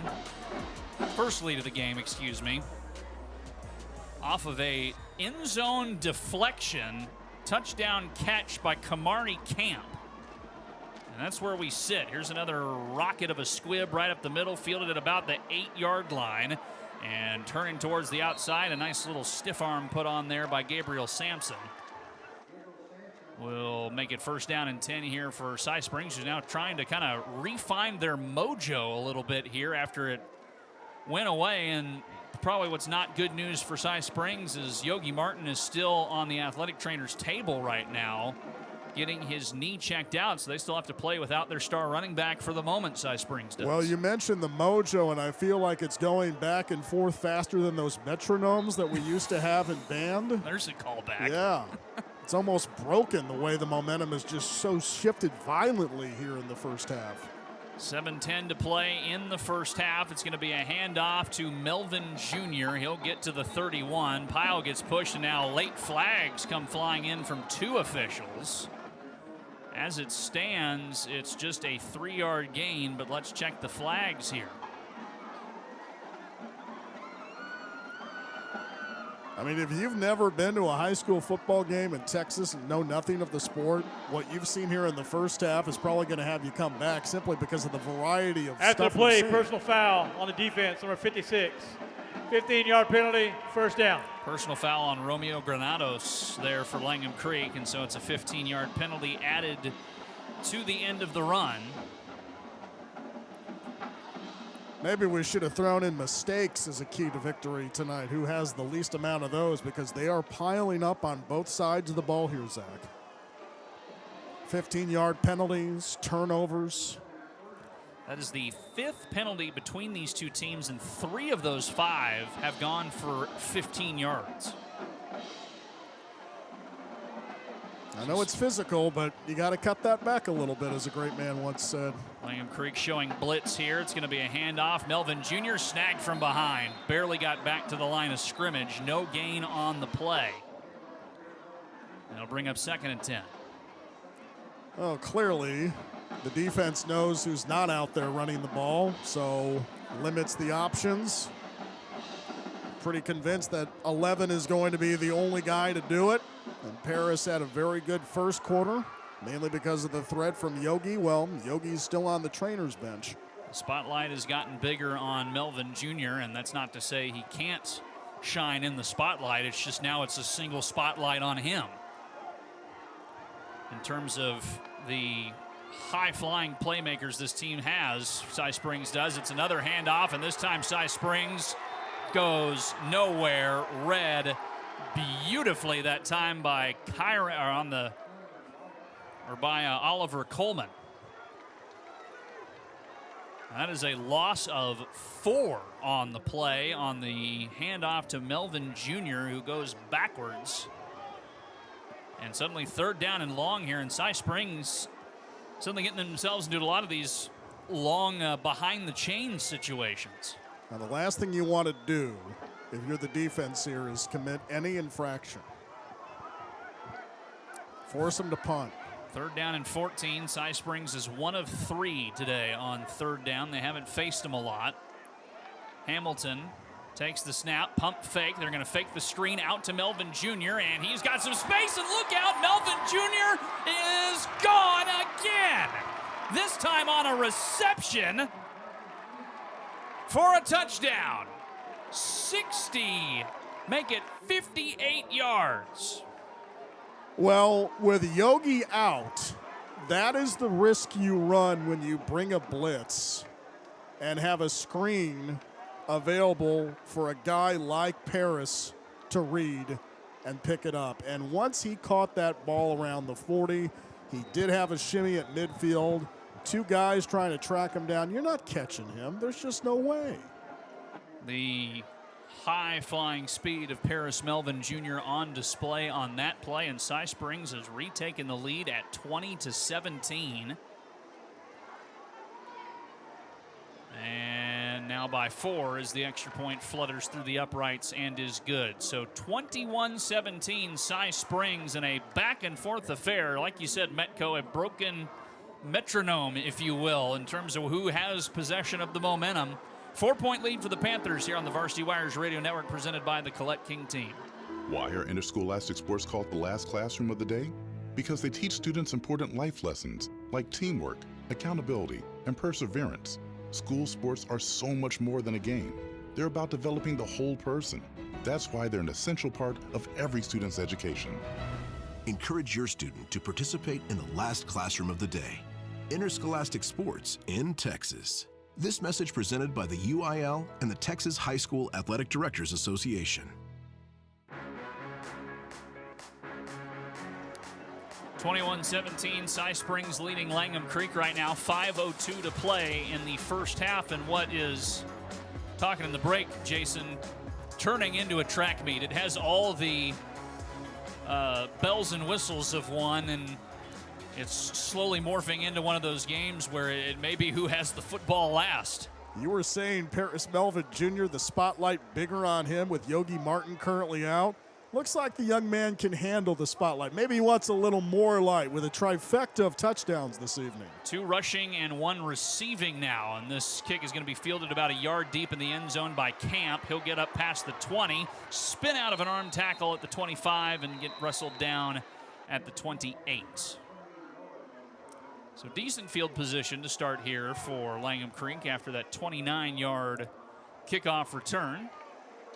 4:56 to play in the first half, and the Lobos now trying to respond to the Cy Springs touchdown with another touchdown of their own, trailing by 4. Well, last drive we saw a lot of Trey Smith, and then Jordan King finished it up running the ball. He is out there on this first play of the drive, Zach. And Langham Creek actually has too many men on the field here for a second. They had to race one guy off, and so now they'll get set. 4 receivers, split evenly, 2 on either side.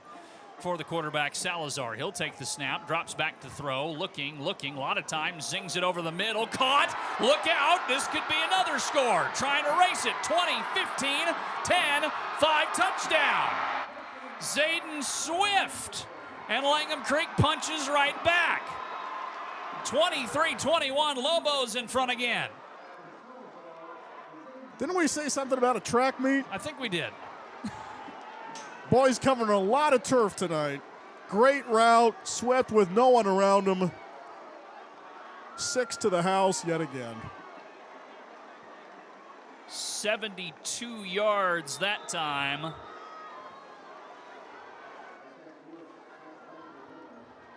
And the Lobos looking to make it a 3-point lead here. With 4:42 to play before the half. Extra point is up and good. Well, you kind of hope you have these games in November and December. You don't expect them to have them this time of the year here in early October, but you'll gladly take it. What a battle here between these two squads. Back and forth they continue to go. A friendly reminder, this broadcast being brought to you by the Rapid Mail Room. For 40 years, locally owned and operated, the Rapid Mail Room has been packing items with care, and they'll get it there. They've got you covered from shipping to notary, P.O. Box, and holiday gift wrapping. Located at 7710 Cherry Park Drive in the heart of Copperfield, the Rapid Mail Room is here for you. Packed with care, we'll get it there. Every team right now getting into the end zone. Both of these squads in a game that has featured a bevy of lead changes. Yeah, the defenses are probably going to have a good talking to at intermission, one would suspect, try to slow the momentum down, but I don't see that being the case on either side right now. Salazar has done very well the last couple of drives, settling down the offense, and now he has a touchdown throw tonight. 3 lead changes all in this quarter alone. Yeah, the metronome's going to break tonight. Alvarez to kick it off. It's another rocket squib that's going to be peeled off the turf at the 23. And trying to turn up field, and a shoestring tackle made that time on Josiah Donofrio Harris. And Cy Springs will start this drive from their own 27-yard line. Well, update from the sidelines we can see here, Zach. Yogi Martin now has an ice pack on that left knee. I would guess, and again, don't want to speculate too much. As it stands right now, I don't think he's going to be back into this game anytime soon, but we'll continue to monitor that situation as it plays out. So 4:34 to play here in the first half. 24-21, Lobos in front. And Cy Springs looking to respond once more. And early movement. False start on the offense. Number 65. 5-yard penalty. We play first down. There's the left tackle, Brian Brooks, jumping early that time for Cy Springs. So back them up 5 yards. It's 1st and 15. Well, you have a competent quarterback back there at Hamilton now, as you've seen Melvin Jr. be more of a slot back and running back. That long pitch to him, setting up that last score. Hamilton, hard count, takes an awkward snap, hands it off, and we've got a new running back in here, up past the 25, and folded up, and now things getting a little chippy down at field level. Both teams separated quickly, though, as cooler heads prevail. I believe that was Armani Roper on the carry that time. Indeed it was, so it's a gain of 7 for Roper. And they get a little bit of that, or all the yards back from the penalty and then some to bring up 2nd down and 8. Roper again, the running back here for Hamilton, who's the quarterback. They send man in motion. They're going to swing it out to him. That one's going to be caught by Sampson. He gets up out of bounds at the 35-yard line, make it the 37-yard line. So a gain of 8 on the play. It's right at the chains. Should be enough for a first down. We had the momentary hesitation again. Should we move the chains or should we not? That time they did move it yet again. So 1st and 10 for Cy Springs from the 37. 3:46 to play here in this first half. Handoff, Melvin Jr. makes the first level miss, but not the second. Taken down at the 45, though, after a healthy 8-yard gain. Clock continuing to burn here from 3.5 minutes in the first half. 4-receiver spread here for the Panthers. Takes the snap, drops back, looking. This is going to be a high chuck. He's got a man there, caught in stride. Touchdown, Cy Springs. Jalen Barker beat the coverage. And the Panthers retake the lead as now the track meet mantra really taking over here at Cy Fair FCU Stadium. Well, the backup strong safety, Pierce Clark, was in on that play defensively, and he was coming in and then stopped running, and by then, no chance to turn around and try to track down that touchdown.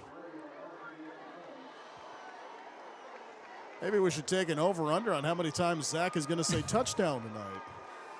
We're already getting pretty up there. It's 27-24, extra point pending. And the extra point is good. So 3:10 to play in the second quarter. We've had our 4th lead change of the quarter. It's 28-24 Cy Springs on the Varsity Wires Radio Network, presented by the Collette King Team. Looking to buy or sell your home? Trust the Collette King Team with REMAX, bringing you over 25 years of real estate expertise right here in your community. From first-time buyers to luxury estates, Collette and her team know the market inside and out, and they'll guide you every step of the way. Because with the Collette King Team, it's more than real estate. It's about giving you the attention and care you deserve. From cottages to castles, expect the royal treatment with the Collette King Team.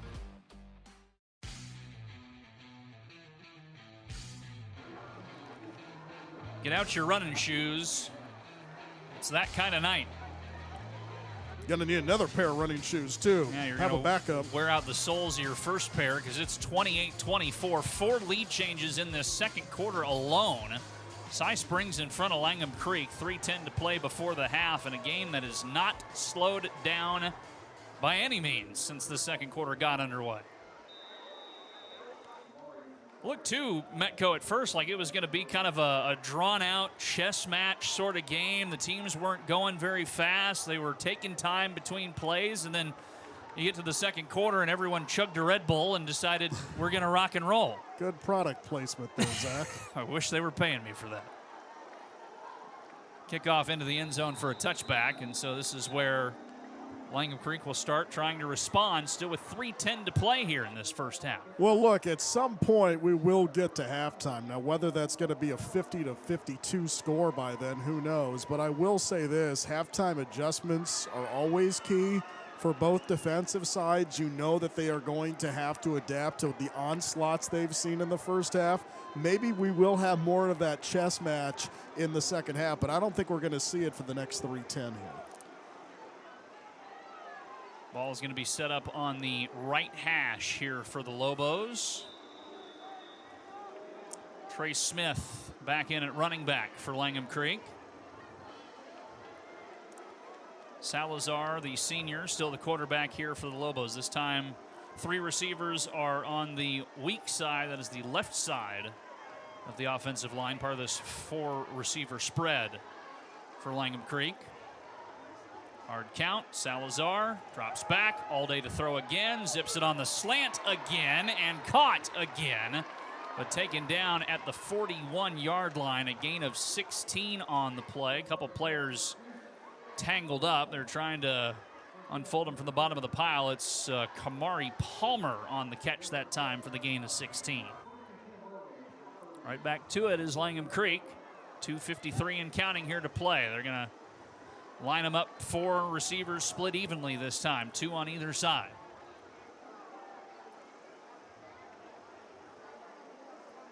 Salazar looking at his armband on his left arm, get the play call in, play clock down to 5. We haven't said that too much today. Down to 2, down to 1. They get the snap off just in time. Salazar still has all day to throw. He's going to throw it on the run, incomplete. A flag does come in, though. And we'll see what this is for. It looks like it may be holding. Yeah, the side judge is signaling holding here on Cy.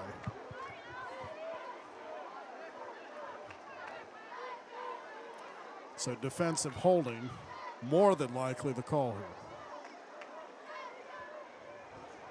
There are 2 fouls on the play, one by each team. Holding on the offense, 68. Holding on the defense, number 2. Those offset, replayed it down. Well, didn't John Madden famously say there's holding on every play? I think that was him. So consider it all for naught, and we'll line up here again on 1st and 10 from the 41. Well, if anything, it ran down the clock. Down to 2:24 here in the first half.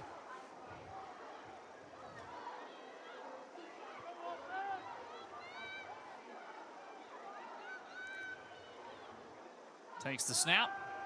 Salazar, again, all day to throw. He's going to roll out left those. The pocket collapses and just wisely throws this one out of bounds. He was outside the tackle box, threw it in front of the line of scrimmage. So a smart play there by the senior to not lose any yardage on the play and just harmlessly bring up 2nd down and 10 and reset here. Yeah, Cy Springs defense had everybody covered in white that time. Excellent coverage. One of the rare defensive stops we've seen tonight from both teams. It's been that kind of game, the quintessential track meet. 2:16 to play here in the first half. Cy Springs showing blitz, and we have movement and a false start here on Langham Creek again. False start on the offense, number 19. 5-yard penalty, replay 2nd down. This time it's Mason Dowdy, one of the receivers who jumped early. Well, if anything is going to slow down a track meet, it's going to be yellow laundry in this field tonight. It's about the only thing slowing this game down at the moment.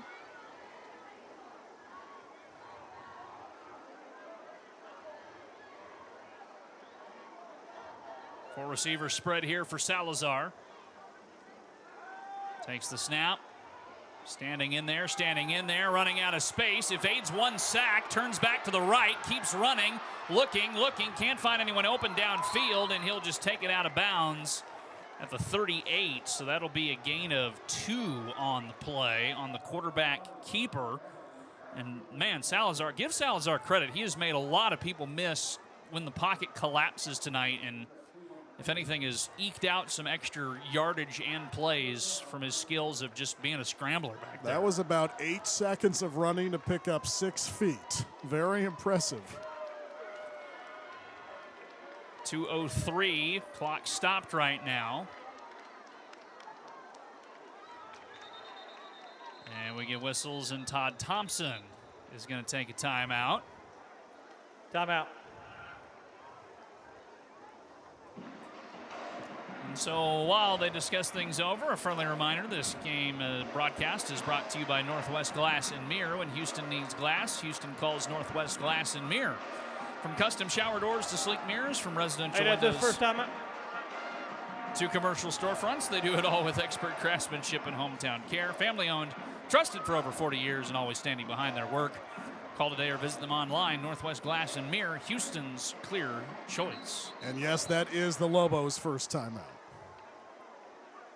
And I totally get why Todd Thompson did that. You have 3rd and long coming up. The Panthers only have 1 timeout. You remember in the first quarter, they burned up 2 within about probably 3 minutes of each other. So keep the drive alive here off of 3rd and long, wind down the clock, and who knows, maybe take the lead back before we go to the break. 3rd down and 13 is what the Lobos are facing coming out of this timeout. Still haven't seen Jordan King on this drive, Zach. Running back position. Still Trey Smith in there right now on this 3rd down and long. Lobos are 2 of 6 on 3rd down today. Salazar with it. Gonna just chuck it up, and some miscommunication there. No flags on the play. Langham Creek wanted one, but none forthcoming. Timeout. 2 minutes. And timeout. We've hit the 2-minute timeout. So As Ethan Robinson was the intended target that time, but just couldn't get underneath that ball as it was chucked up. So 4th and 13 coming up after the 2-minute timeout here on the Varsity Wires Radio Network, presented by the Collette King Team. Veteran owned and operated since 2003, Fire Reconstruction Inc. is the top choice for restoration services to commercial and residential properties caused by fire, water, storms, and mold. They handle the entire process from structure repair, roofing mitigation, packing out, storing, and cleaning contents to give you peace of mind. Fire Reconstruction Inc. has been vetted and are preferred vendors of most insurance companies and is a local business that supports the local community. Visit their website at fri24-7.com or give them a call at 281-859-3999. Fire Reconstruction Inc. Better than before.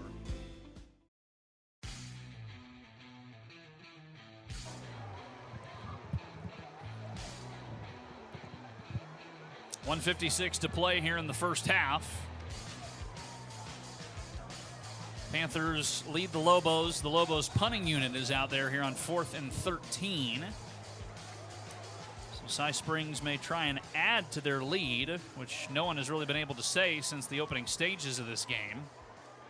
See what they can do here after this punt. The pressure is on. It is almost blocked, but got off anyway, and then takes a very favorable Langham Creek roll all the way inside the 10 and still going down to the 8-yard line. What a flip of the field that time by Joshua Alvarez, the kicking specialist for the Lobos. And I'm not surprised with everything we've seen in the first half. Seems somewhat fitting that after a high snap punt from one side, we have almost a coffin corner friendly roll from the other. And so, with 1:43 to play here and just one timeout, we'll see what Cy Springs elects to do.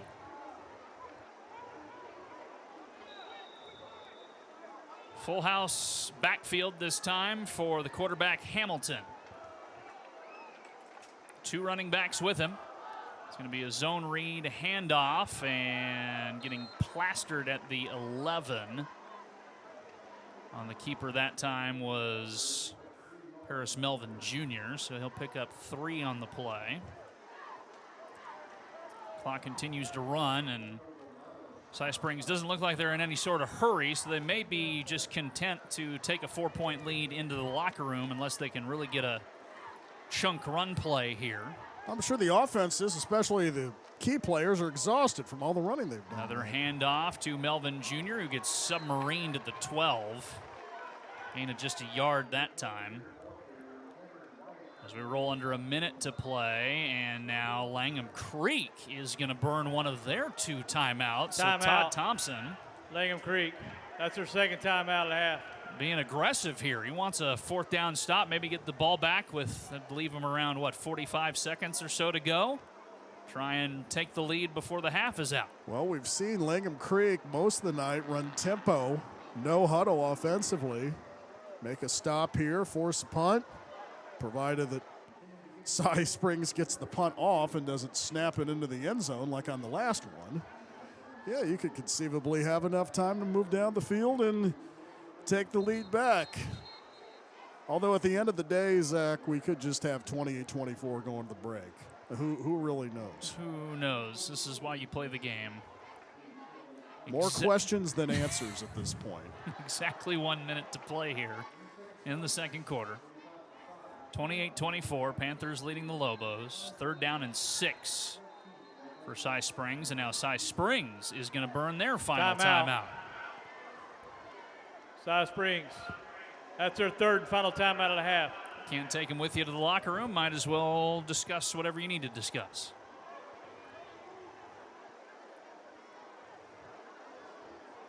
Friendly reminder, this broadcast is brought to you by the Collette King Team. Looking to buy or sell your home? Trust the Collette King Team with REMAX, bringing you over 25 years of real estate expertise. From first-time buyers to luxury estates, Collette and her team know the market inside and out, and they'll guide you every step of the way. From cottages to castles, expect the royal treatment with the Collette King Team. Give Collette a call at 713-206-7653. That's 713-206-7653.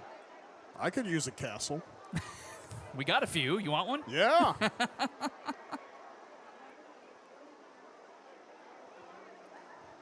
Third down and 6 here for Cy Springs. 1 minute to play and a 4-point lead for the Panthers before halftime.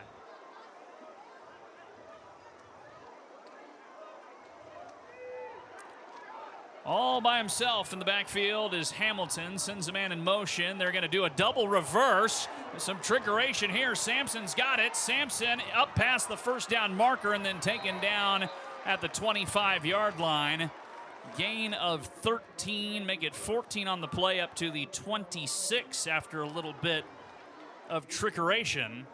And that will likely bring us to the end of the half as they don't get into field goal range or touchdown range. They don't have any timeouts left, and Langham Creek only has one in their pocket. And so it'll likely be just one more snap here before halftime. But you know what that shows? That shows you can run that play at a later date. A more important game, perhaps, down the road. They're going to go 5 wide, though, here at least on this play with 7 seconds left on the play clock. Takes the snap. They're going to throw.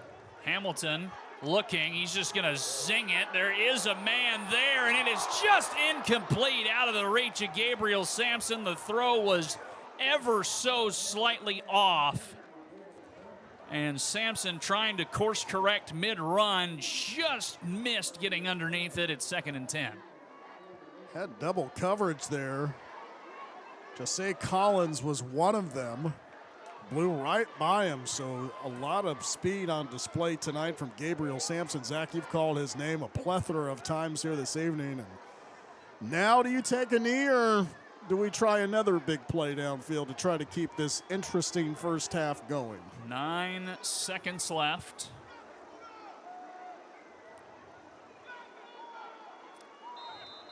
And now a flag as I think Cy Springs ran out of time. Delay a game on the offense, number 18. 5-yard penalty. Replay second out. So the bingo cards are all full, right? There's no more spots left on the card. Everyone's got bingo numerous times. The card is filled, and we'll have to clean them off at the start of the second half. Got it. That's exactly how this game has gone. We have seen pretty much everything you can see. Hamilton with 2 running backs lined up on either side of him in the shotgun here. Takes the snap, hand off. And trying to get a burst of speed, but not enough to get past the second level is Melvin Jr., and that will take us That's the end of the first half. To the end of the first half. So after 12-yard gain, that will take us to the intermission in a fun one. Back and forth we go, but Cy Springs has the lead heading into the locker room. 28-24 is the score here on the Varsity Wires Radio Network, presented by the Collette King Team. Looking to buy or sell your home? Trust the Collette King Team with REMAX, bringing you over 25 years of real estate expertise right here in your community. From first-time buyers to luxury estates, Collette and her team know the market inside and out, and they'll guide you every step of the way. Because with the Collette King Team, it's more than real estate. It's about giving you the attention and care you deserve. From cottages to castles, expect the royal treatment with the Collette King Team. Veteran owned and operated since 2003, Fire Reconstruction Inc. is the top choice for restoration services to commercial and residential properties caused by fire, water, storms, and mold. They handle the entire process from structure repair, roofing mitigation, packing out, storing, and cleaning contents to give you peace of mind. Fire Reconstruction Inc. has been vetted and are preferred vendors of most insurance companies and is a local business that supports the local community. Visit their website at fri24-7.com or give them a call at 281-859-3999. Fire Reconstruction Inc. Better than before. Hello, Copperfield. The Wrap and Mail Room is your go-to place for wrapping, packing, and shipping. When you need UPS, FedEx, US Mail, or DHL, we'll find the most affordable and reliable option to meet your needs. Looking for notary or private mailbox, maybe holiday gift wrapping? We've got you covered. Find us at 7710 Cherry Park Drive, right in the heart of Copperfield. The Wrap and Mail Room is here for you. Packed with care, we'll get it there. When Houston needs glass, Houston calls Northwest Glass and Mirror. From custom shower doors to sleek mirrors, from residential windows to commercial storefronts, we do it all with expert craftsmanship and hometown care. Family owned, trusted for over 40 years, and always standing behind our work. Northwest Glass and Mirror. Quality, clarity, and service you can see. Call today or visit us online. Northwest Glass and Mirror, Houston's clear choice.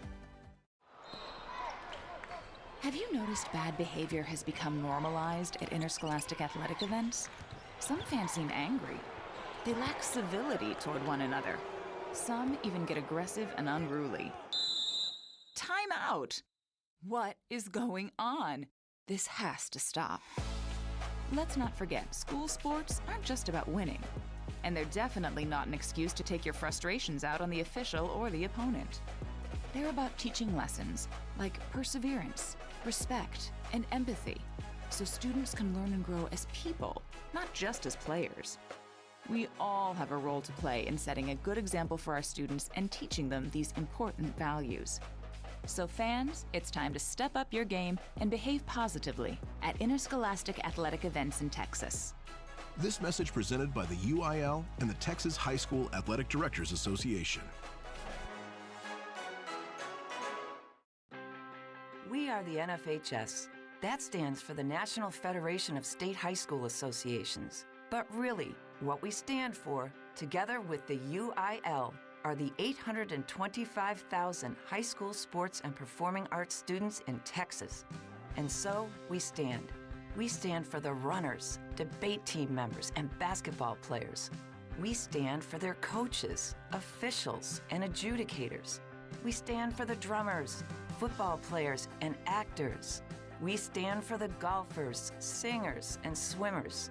We stand as the national leader and advocate for these essential activities and all who participate in them and make them possible, because it is our purpose to ensure that high school students get to play, perform, and compete together.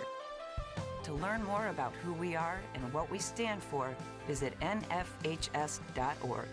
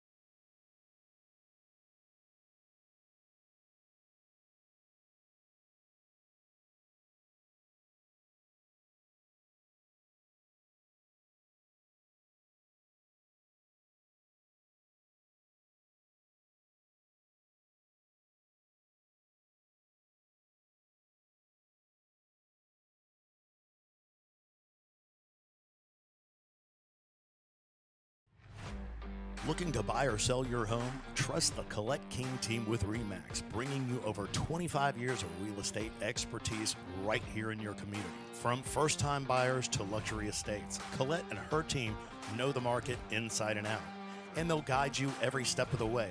Because with the Collette King Team, it's more than real estate. It's about giving you the attention and care you deserve. From cottages to castles, expect the royal treatment with the Collette King Team. Veteran owned and operated since 2003, Fire Reconstruction Inc. is the top choice for restoration services to commercial and residential properties caused by fire, water, storms, and mold. They handle the entire process from structure repair, roofing mitigation, packing out, storing, and cleaning contents to give you peace of mind. Fire Reconstruction Inc. has been vetted and are preferred vendors of most insurance companies and is a local business that supports the local community. Visit their website at fri24-7.com or give them a call at 281-859-3999. Fire Reconstruction Inc. Better than before. Hello, Copperfield. The Wrap and Mail Room is your go-to place for wrapping, packing, and shipping. When you need UPS, FedEx, US Mail, or DHL, we'll find the most affordable and reliable option to meet your needs. Looking for notary or private mailbox, maybe holiday gift wrapping? We've got you covered. Find us at 7710 Cherry Park Drive, right in the heart of Copperfield. The Wrap and Mail Room is here for you. Packed with care, we'll get it there. When Houston needs glass, Houston calls Northwest Glass and Mirror. From custom shower doors to sleek mirrors, from residential windows to commercial storefronts, we do it all with expert craftsmanship and hometown care. Family owned, trusted for over 40 years, and always standing behind our work. Northwest Glass and Mirror. Quality, clarity, and service you can see. Call today or visit us online. Northwest Glass and Mirror, Houston's clear choice. Have you noticed bad behavior has become normalized at interscholastic athletic events? Some fans seem angry. They lack civility toward one another. Some even get aggressive and unruly. Time out! What is going on? This has to stop. Let's not forget, school sports aren't just about winning. And they're definitely not an excuse to take your frustrations out on the official or the opponent. They're about teaching lessons like perseverance, respect, and empathy, so students can learn and grow as people, not just as players. We all have a role to play in setting a good example for our students and teaching them these important values. So fans, it's time to step up your game and behave positively at interscholastic athletic events in Texas. This message presented by the UIL and the Texas High School Athletic Directors Association. We are the NFHS. That stands for the National Federation of State High School Associations. But really, what we stand for, together with the UIL, are the 825,000 high school sports and performing arts students in Texas. And so we stand. We stand for the runners, debate team members, and basketball players. We stand for their coaches, officials, and adjudicators. We stand for the drummers, football players, and actors. We stand for the golfers, singers, and swimmers. We stand as the national leader and advocate for these essential activities and all who participate in them and make them possible, because it is our purpose to ensure that high school students get to play, perform, and compete together. To learn more about who we are and what we stand for, visit nfhs.org. Looking to buy or sell your home? Trust the Collette King Team with REMAX, bringing you over 25 years of real estate expertise right here in your community. From first-time buyers to luxury estates, Collette and her team know the market inside and out, and they'll guide you every step of the way. Because with the Collette King Team, it's more than real estate. It's about giving you the attention and care you deserve. From cottages to castles, expect the royal treatment with the Collette King Team. Veteran owned and operated since 2003, Fire Reconstruction Inc. is the top choice for restoration services to commercial and residential properties caused by fire, water, storms, and mold. They handle the entire process from structure repair, roofing mitigation, packing out, storing, and cleaning contents to give you peace of mind. Fire Reconstruction Inc. has been vetted and are preferred vendors of most insurance companies and is a local business that supports the local community. Visit their website at fri24-7.com or give them a call at 281-859-3999. Fire Reconstruction Inc. Better than before. Hello, Copperfield. The Wrap and Mail Room is your go-to place for wrapping, packing, and shipping. When you need UPS, FedEx, US Mail, or DHL, we'll find the most affordable and reliable option to meet your needs. Looking for notary or private mailbox, maybe holiday gift wrapping? We've got you covered. Find us at 7710 Cherry Park Drive, right in the heart of Copperfield. The Wrap and Mail Room is here for you. Packed with care, we'll get it there. When Houston needs glass, Houston calls Northwest Glass and Mirror. From custom shower doors to sleek mirrors, from residential windows to commercial storefronts, we do it all with expert craftsmanship and hometown care. Family owned, trusted for over 40 years, and always standing behind our work. Northwest Glass and Mirror. Quality, clarity, and service you can see. Call today or visit us online. Northwest Glass and Mirror, Houston's clear choice. We are the NFHS. That stands for the National Federation of State High School Associations. But really, what we stand for, together with the UIL, are the 825,000 high school sports and performing arts students in Texas. And so we stand. We stand for the runners, debate team members, and basketball players. We stand for their coaches, officials, and adjudicators. We stand for the drummers, football players, and actors. We stand for the golfers, singers, and swimmers. We stand as the national leader and advocate for these essential activities and all who participate in them and make them possible, because it is our purpose to ensure that high school students get to play, perform, and compete together. To learn more about who we are and what we stand for, visit nfhs.org.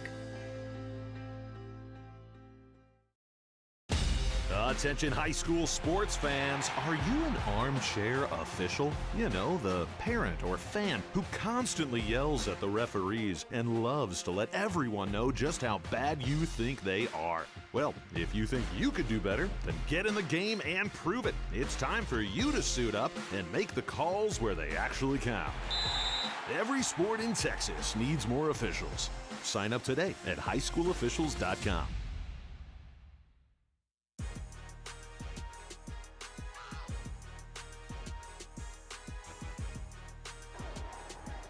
Second half just about ready to get underway here at Cy Fair FCU Stadium. Cy Springs and Langham Creek locked in a good one. We've had 4 lead changes. Cy Springs is in front 28-24 here at the start of the second half. Langham Creek won the toss and deferred, so they'll get the ball to start off this second half and looking to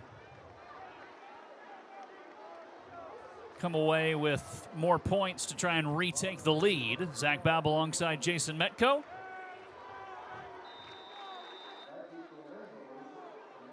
Be interested to see how the defensive changes, those halftime adjustments, make themselves known here in the second 24, Zach, or it's going to be a long night with a lot of points.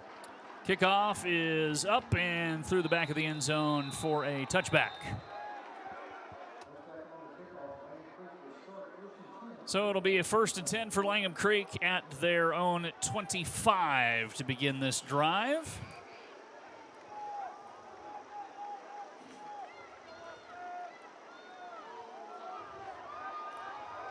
And the Lobos bring it out. Breaking their huddle, they'll set it up on the right hash here. Seen a mix of Jordan King and Trey Smith tonight at the tailback position, and King is back in there, Zach. Indeed, he is. He's lined up to right now behind and kind of to the left of the quarterback Salazar, and he'll settle in to the left of him and now switch over to the right side on this 4-receiver spread here. 1st and 10, first play of the second half here for Langham Creek. They trail by 4. Takes the snap, going to be a handoff and some running room to the outside. 30 trying to turn the corner and plastered at the 20 or 35-yard line that time is Jordan King after a nice solid run. Officially, they'll actually give him up to the 37, so give him a gain of 12 on the play. Move the chains for the Lobos. 1st and 10 for Langham Creek. They'll line it back up. This time they'll flip the formation. 3 receivers of the 4 on the right side of the offensive line. Salazar takes the snap. Going to be a quarterback keeper off the zone read. Makes a couple players miss. Tries to get around another. Has a first down. And we'll get up to the 48-yard line. So a nice little gain of 11 that time on the quarterback keeper. 9th keeper of the game for Salazar. Salazar has been effective through the air at times tonight. A couple of deep touchdowns. This time keeping it on the ground, so showing his versatility. 4 receivers again, this time 3 of them on the right side of the line. Takes the snap, handoff, and big hit right at the line of scrimmage as Jordan King goes down for no gain. And what was his 10th carry got slammed there by a wall of navy blue. 2nd and 10 for the Lobos.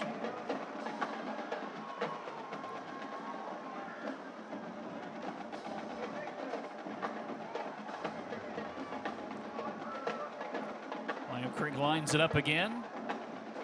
Salazar drops back, looking, hit as he throws, caught it on the slant by Swift, and he'll get taken down at the 38-yard line. So a solid gain of 14 there through the air to Zayden Swift, who's had himself a pretty good game on that play. Yeah, he's had some ones on the left side. That one coming on the right side on the slant. Another first down here, moving quickly. And they'll line it back up again. New running back in. It's Trey Smith. He bounces to the outside. Looked like he was down at first and then dragged down from behind on his jersey. All the way down, though, to the 23-yard line. Gain of 15 that time, as now Langham Creek really moving the chains here. Austin Matthews, one of the linebackers, almost had a horse collar there, grabbing the back of the jersey.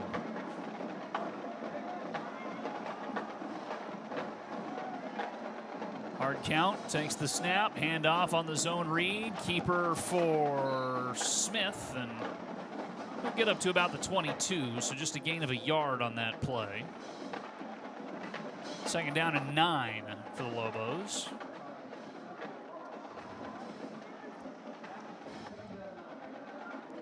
.45 and counting here to play in the 3rd quarter, and a 28-24 Cy Springs advantage. Langham Creek trying to aim for the 5th lead change of the night. This is going to be a handoff, and going nowhere is Smith. He will lose 2 on the play. Cy Springs read that play beautifully that time. Didn't allow him to bounce out. It was Daniel Vasquez and Christopher Ross coming in for the tackle. So 3rd down and 12 for Langham Creek.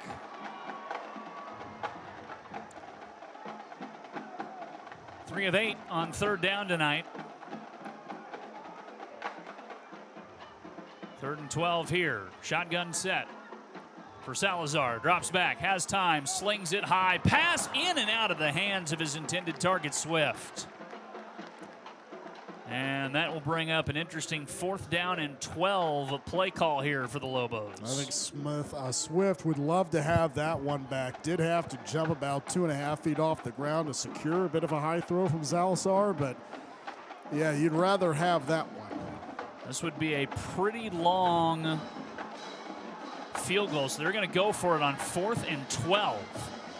Takes the snap, drops back. Salazar looking, throws this one on a slant. There's a man there, but it is too far in front of his intended target, Swift.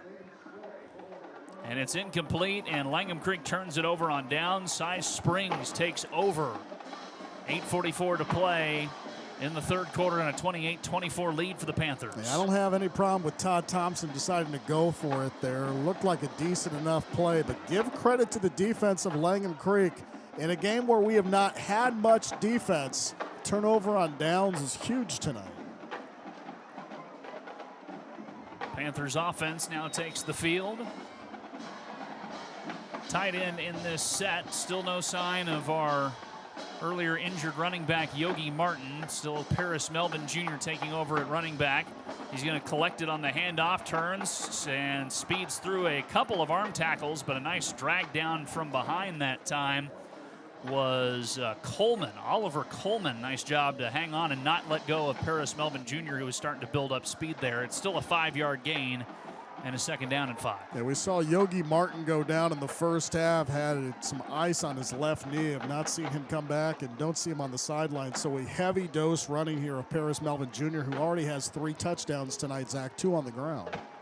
2 on the ground and 1 through the air on kind of a swing pass sort of pattern. Here's a zone read handoff. He has some space, makes one man miss, put him on skates, and then dragged down from behind at the 50-yard line. Gain of 20 on the play that time for Paris Melvin Jr. all the way up to the 49 officially, so it's a 19-yard gain formally before he was finally dragged down from behind, but moved the chains for the Panthers. Well, you mentioned the skates there coming out of Jacob Flores. That was a quick cut, to say the least, by Paris Melvin Jr., just showing that versatility, to be able to move sideline to sideline so quickly. Under 8 minutes to play here in the 3rd quarter. Cy Springs trying to drive and add to their lead, and a wall of white jerseys meets the running back this time for Cy Springs. Getting up from the pile there. That time was Armani Roper, who ends up getting just a gain of a yard on that play. Well, I think right now, if you are Cy Springs, you force Langham Creek to stop you on the run. Just keep running the ball at this point. Getting big chunk plays almost every time they hand it off here. It's 2nd down and 9 right now. They're going to send a man in motion. This will be a drop back pass. Hamilton throws it out too tall for his intended target, Gabriel Sampson, along the sideline. So clock stops with 7:03 to play in the 3rd quarter. 3rd down and 9 coming up here for Cy Springs. Well, we saw the Cy Springs defense answer big on the first drive for Langham Creek. Now it's time for the Langham Creek defense to try to do the same. Lobos looking for a stop here to try and keep this a 4-point game. Roper in at running back to the left of the quarterback, Hamilton. Langham Creek showing blitz. They back off, though. Hamilton rolling, looking, and just has to duck out of bounds at the 48-yard line. It's actually going to be a loss of 3 on the play, and will bring up 4th down. Well, credit to the Langham Creek defense, Zach. And, I wonder this. We're under 7 minutes to go in the 3rd. What has happened to the track meet? I think both teams' defense have finally settled down. They each made stops. And now the 2nd drive here for Langham Creek here. It's those halftime adjustments we talked about. Clearly, they have taken effect. Punting unit on here for Cy Springs, excuse me. We've already seen 1 awkward snap. This snap is perfect, though. It's going to be, takes a hop and then dies at the 11. Caden Goodwin downs it. And so it'll be back to Langham Creek, and suddenly, Menko, we played half of this 3rd quarter with no score. In the 3rd quarter. That chess match that you were talking about earlier tonight, I think that has finally decided to show up with the pieces staying on the board as opposed to just dumping the pieces on every possession for both of these sides. So back to Langham Creek. They've got a lot of green grass in front of them here. It's 1st and 10 from the 11. Their own 11. And now we get whistles and a flag, and Cy Springs pointing at it was a false start, and that appears to be what the call is going to be here. False start. The offense, number 70. 5-yard penalty. We play 1st down. So back them up. It's essentially going to be, well, it is going to be a 5-yard penalty. Thought it might be half the distance to the goal, but not quite in that territory yet. So now it's 1st and 15 from the 6. 6:44 to play here in the 3rd quarter. Takes the snap. Salazar standing in his own end zone. Avoids the safety. Runs out, still looking, going to chuck it on the run. There is a man there. It is going to be caught at the 40, turning the corner up to the 50 and dragged down inside Cy Springs territory at the 47-yard line. What a catch there by Kamari Palmer, and great job from Andre Salazar to extend that play and have it made there in the first place. How many times tonight have we seen Salazar escape sacks? I would say at least 5. I've lost count. Just remarkable ability to get out of pocket. And like you said, Zach, that was a chuck. Kamari Palmer, right place, right time. 56-yard gain on the play. And look out, here up the middle goes King on the run. He's got a first down to the 36-yard line. Gain of 11 for him. Move the chains again for Langham Creek. All right, well, you've had that big play from Salazar. Now you go back to what works, and that's Jordan King getting carries. 4 receiver spread this time for Salazar. He'll take the snap, drops back, looks to his right, throws it downfield. There is no one near Swift, but it just missed him. Swift was all by himself, and the throw is just a little off target. Incomplete, and it's 2nd down and 10. Man, Langham Creek could smell that. Yeah, pretty sure Salazar wants that one back. No one was within 7 yards of Zayden Swift. 2nd down and 10 here for Langham Creek. It's going to be a zone read handoff to King, and going nowhere that time is the junior running back. No gain on the play. And it brings up 3rd down and 10. Langham Creek 3 of 9 on 3rd down today. See if the Cy Springs defense can answer like they did on the first drive of the half here for Langham Creek offensively. 5:21 and counting here to play in the 3rd quarter. Still 28-24 Panthers. Takes the snap. Salazar going to throw this one. There is a man there again, and again just a little too far out in front of his intended target of Swift, and it's incomplete. 4th and 10. And we'll see if the punting unit is going to come out here. Maybe the offense is going to stay on the field for Langham Creek. Well, it's clear that Salazar, along with Swift right now, are trying to have this love story going, but last 2 have not gone their way. They just need to shake it off.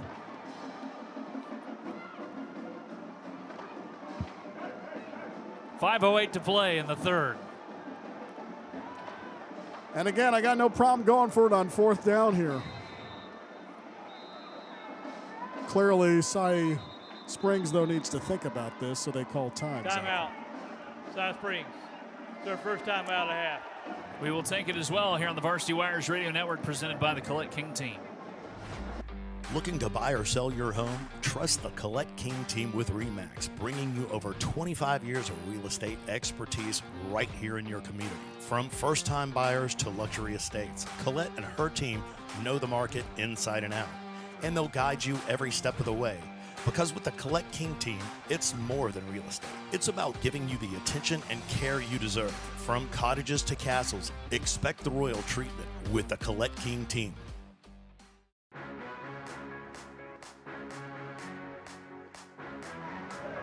.508 to play here in the 3rd quarter. Both teams talking this over after a timeout from Cy Springs, and Langham Creek looking initially like they're going to go for it here on 4th down and 10 from the Cy Springs 36. Todd Thompson's already tried it once this half.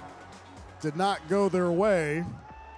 See if things can change here on drive number 2. Try to get the lead back. Salazar lined up here in the shotgun. 4 receivers, 3 of them on the right side of the offensive line as they move from left to right on your radio dial. Takes the snap on 4th and 10. Looking, Salazar throws it over the middle. Caught. That's going to be a 1st down. He finds Swift, who is submarined at the 22-yard line. A gain of 14 when they needed 10. Move the chains for the Lobos. Fool me once, shame on me. Fool me twice, shame on you. Try a 3rd time. Looked like a charm there, Zach. He'd been trying to hit Swift for a while. The last 3 pass attempts had gone his way, and he finally connects with him there to move the chains, and a big move of the chains for the Lobos. 28-24 still here. They trail.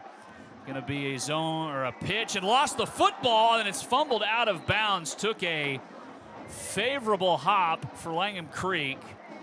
Tried to pitch it back to Jordan King, the running back, who never really got a good handle on it, and instead it just rolls harmlessly out of bounds. Because you can't fumble the ball forward, it's going to be 2nd down and 10. Yeah, that caught him on the tips of his fingers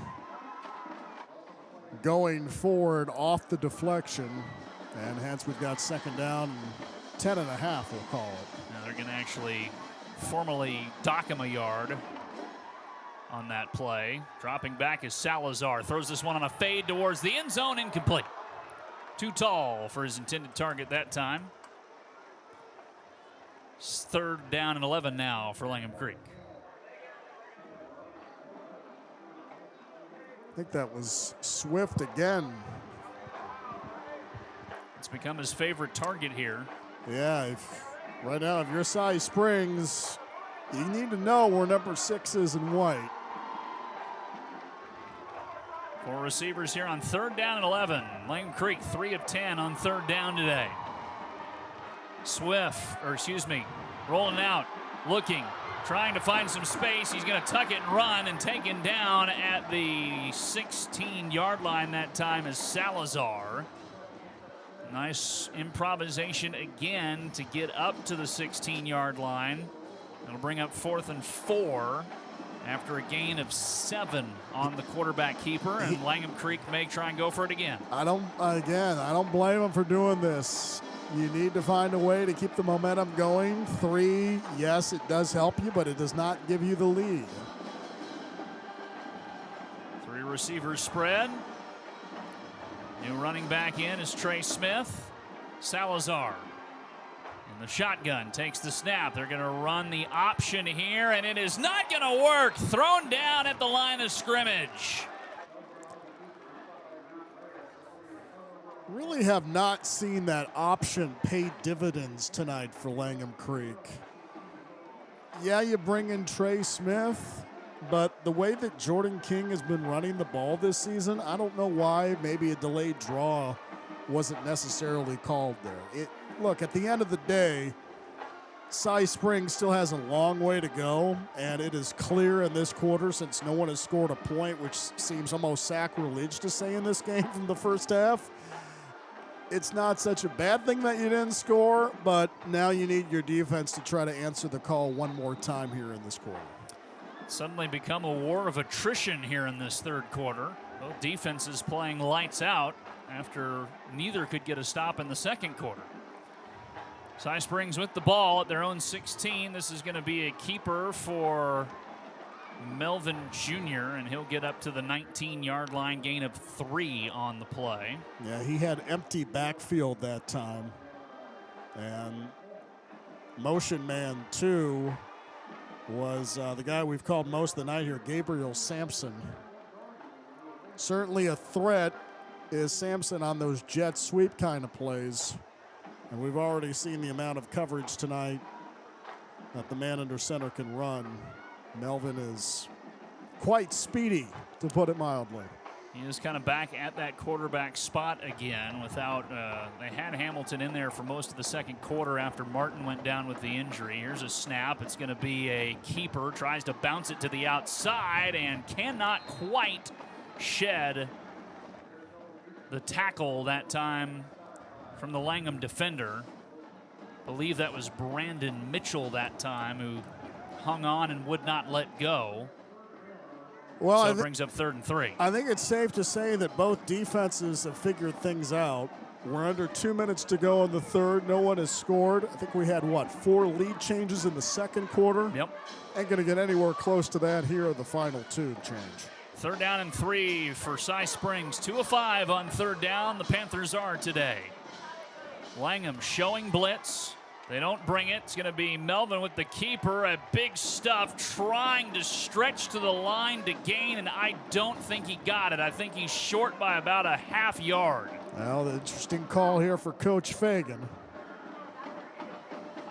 Part of me wants to say yes, run it, but I think we all know who's going to be running it, and if that's the case, can you stop Paris Melton Jr. deep at his own end? And it looks like Coach Fagan has thought otherwise of this, and the punting unit is going to come out here for Cy Springs. Certainly tempting, though, the way that this quarter has shaken out to maybe think about going for it on the standpoint that you kind of need a break offensively, and no one's had that in this quarter. Play clock is down to 4. They snap it. It's a good snap. There is the punt. It is a shank. May have been partially blocked. And Melvin Jr., who was on punting duties that time, is not happy. He comes off visibly frustrated. And in the end, it's only going to result in a flip of the field to the 37 of Cy Springs. So just a 12-yard punt by the time it's all said and done. And Langham Creek, again, a glorious opportunity here to put points on the board with 37 seconds left in the third quarter. Oliver Coleman was celebrating quite vociferously on the far side. I wonder if he might have been the one who was involved in a possible tip there. In any event, Zach, like you said, Langham Creek with their best field position tonight. Certainly in the second half. Salazar, handoff, a nice little shed of a tackle by King, and he gets dragged out of bounds just past the 30 to the 29. And we have a player down for Langham Creek on the play. Timeout for injury. Injury timeout. As it stands right now, it's a 7-yard gain for King. And while they tend to the injured player, we will go ahead and take a break ourselves here on the Varsity Wires Radio Network, presented by the Collette King Team. Veteran owned and operated since 2003, Fire Reconstruction Inc. is the top choice for restoration services to commercial and residential properties caused by fire, water, storms, and mold. They handle the entire process from structure repair, roofing mitigation, packing out, storing, and cleaning contents to give you peace of mind. Fire Reconstruction Inc. has been vetted and are preferred vendors of most insurance companies and is a local business that supports the local community. Visit their website at fri24-7.com or give them a call at 281-859-3999. Fire Reconstruction Inc. Better than before. Right back on the ball, a handoff, and just shy of the first down is going to be King. And that should take us into the fourth quarter, but now a flag comes out. Let's see what this is for. Todd Thompson's out there talking with the officials.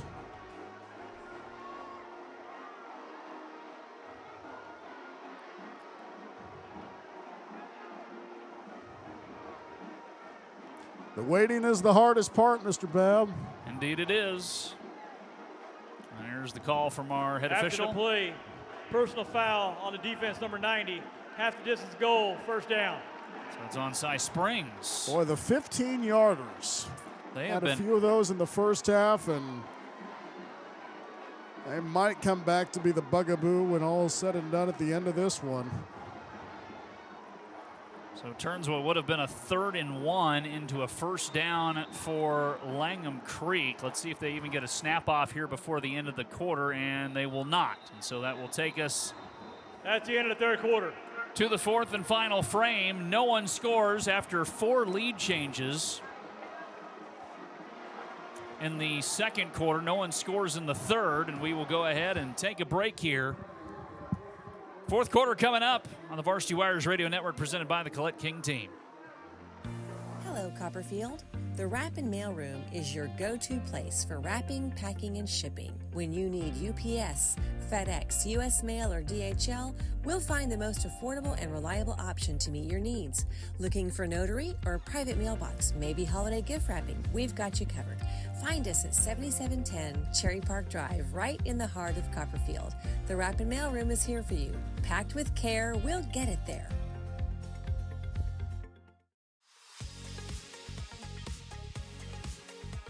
Start of the fourth quarter here at Cy Fair FCU Stadium. It has been a good one, 28-24. Cy Springs leads Langham Creek.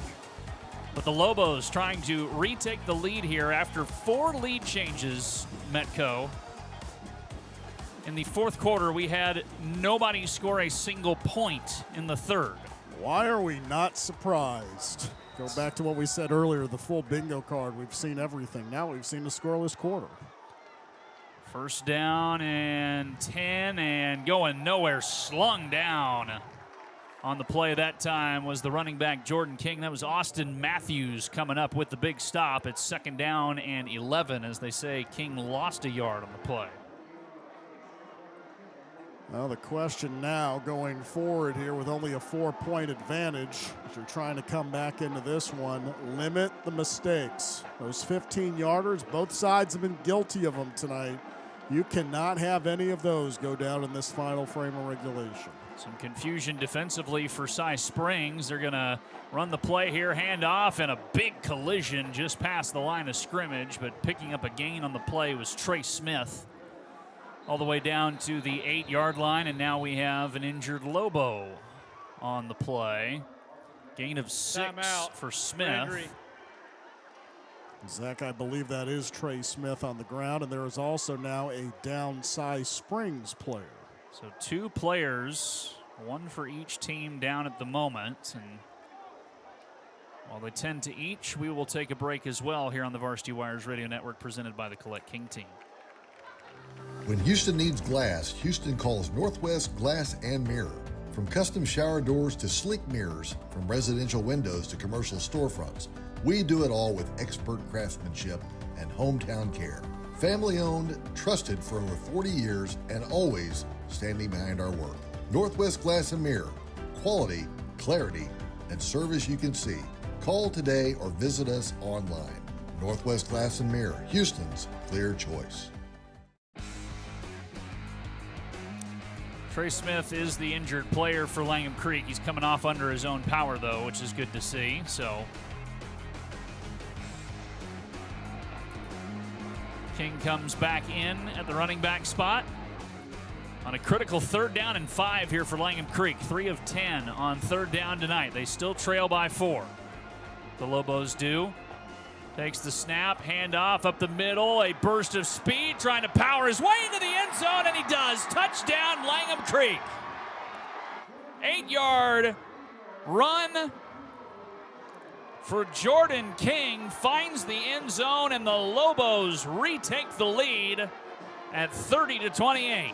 King had a first surge at the line of scrimmage, a second surge at around the 3, and then a final one just inside the 1. Way to lower the head and plow through to give the Lobos the lead back, Zach. 5th lead change of the game. And Langham Creek now back in the driver's seat with the extra point pending. It is up, and it flutters through the uprights and is good. So 10:57 to play in this game, and Langham Creek back in front, 31-28 on the Varsity Wires Radio Network, presented by the Collette King Team.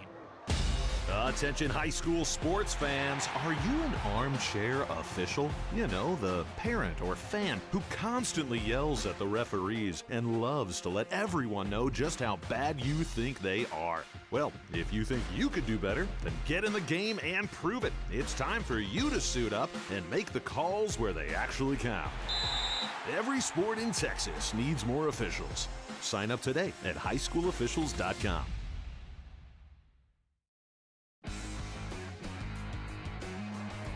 (31-28) is the score. Langham Creek in front of Cy Springs. They have reclaimed the lead. The Lobos have. Now Cy Springs trying to respond. Langham Creek, an interesting kickoff formation here. It's going to be, they're going to move the the tee over, which I don't know if I've ever seen before. That was a running start, and then they picked up the ball to move the tee. And is that a flag?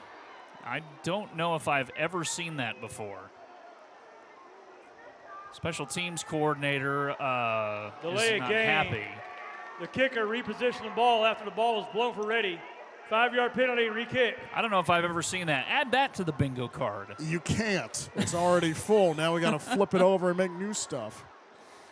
Never seen kicker repositions ball. I'm not 5-yard penalty. I'm not sure what Joshua Alvarez was exactly thinking there. It was on the far hash, and then at the last minute as he was approaching it, he put it in the middle. There's the kickoff from the Lobos. Another screamer right down the middle. It's going to roll all the way to the 16-yard line and get returned from there. And a big hit along the sidelines as Gabriel Sampson gets a decent return up to the 26-yard line. That one was the first tonight that actually made it to the deep man returning. And in normal situations, we'd be seeing Yogi Martin, but we have not seen him since midway through the second quarter, leaving with an injury. And it really has, Metco. You can see how the dynamic of Cy Springs' offense changes without Martin out there. They're still relying a lot on Paris Melvin Jr. We've seen him at quarterback tonight. We've seen him as a slot back at times with Miles Hamilton in there. But they start empty backfield here with Melvin in the shotgun, Zach. Send a man in motion, takes the snap, collects it. Melvin Jr. turning and runs headlong into a wall of white jerseys. No gain on the play. Second down and 10 from the 27. Well, time is now going to become the enemy here of the offenses when they're on the field. Defenses have stepped up their game here in the second half, and now they'll have they'll have a nice little colleague. That is a running, ticking down clock. Cy Springs looks a little confused here, trying to get the play call in. They're down to just 8 seconds on the play clock. Lining it up with 4. Takes the snap. Going to be a handoff all the way to Roper. And Roper gets a nice second effort push to the 31, so a gain of 4 for him. But again, another third down here for Cy Springs. Third and manageable, but still not exactly third and short. They are 2 of 6 on third down today.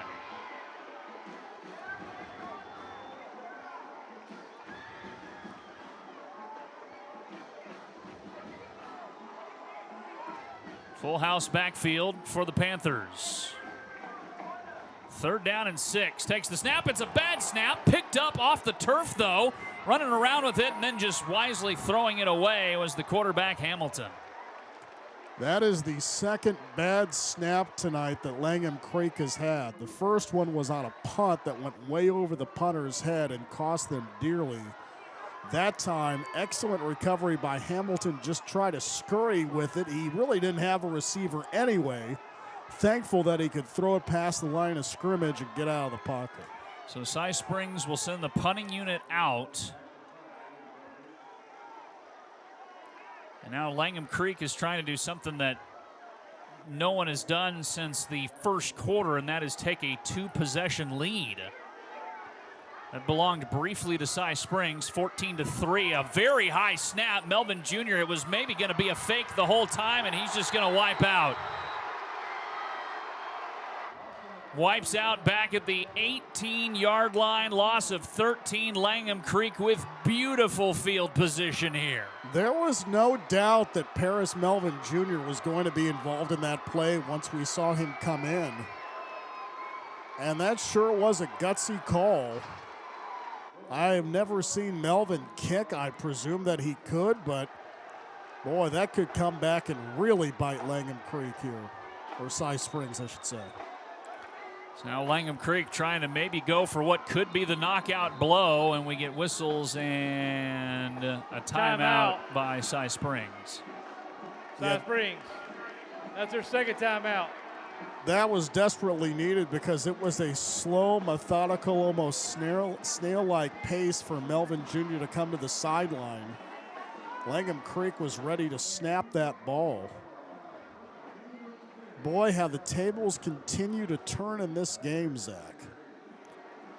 31-28, Lobos in front. And what has become after a high-flying second quarter and first half, a slow, methodical march of a second half. And Cy Springs' defense now desperately needs a stop. Well, Jordan King back in here If you're Langham Creek, just give 7 the ball. At the very least, you're going to burn some clock here, and that's your best friend. You can score even better. Handoff, King hit right at the line of scrimmage, and will just be lucky to get back to it. No gain on the play, 2nd down and 10. Champ Click, senior linebacker, making his first stop tonight. 8:49 and counting to play in this game. Langham Creek in front, 31-28. 4-receiver spread. Salazar barking out signals. Takes the snap, drops back, quick throw, slant, got underneath it, and he's taken down after the catch at the 2-yard line. Zayden Swift again. He has had himself a night. Give him 16 more yards on that play. And 1st and goal from the 1 officially for Langham Creek. They've been running that play with Swift most of the night, where he's on the end and then he cuts in on a slant. Langham Creek trying to go up by 2 scores for the first time in this game, and bouncing off, reaching for the goal line. Did he get there? No. Stopped at the 1 is King, and so the clock will continue to burn here. Boy, that was dangerous, Zach. He had full extension trying to reach over the goal line. That ball could have easily been punched out and put on the turf. Instead, it's 2nd and goal from the 1. Langham Creek lining up just under center. It's going to be a tush push into the end zone. Touchdown.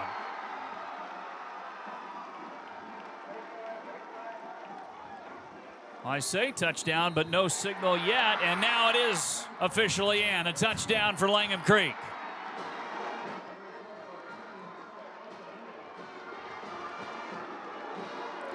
And as you said, Metco, the tables have completely turned. It went from a Cy Springs game to a back-and-forth affair, and now Langham Creek has, pending the extra point here, a 10-point lead.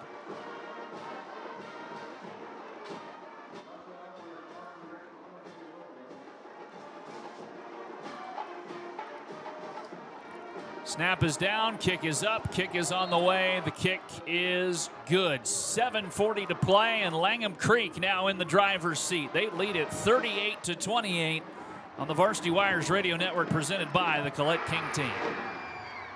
What's the biggest myth about interscholastic performing arts? That you have to be the most talented or experienced to participate.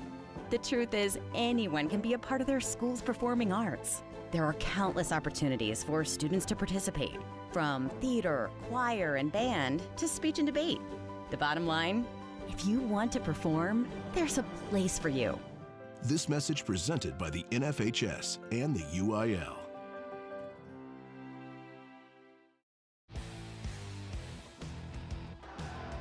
$7:40 to play here in the regulation. It's 38-28 Lobos.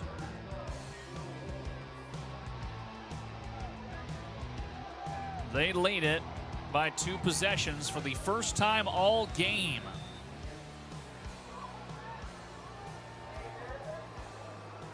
Here comes the kickoff, a rifle, and it's just going to be fielded at the 40 by Jalen Barker.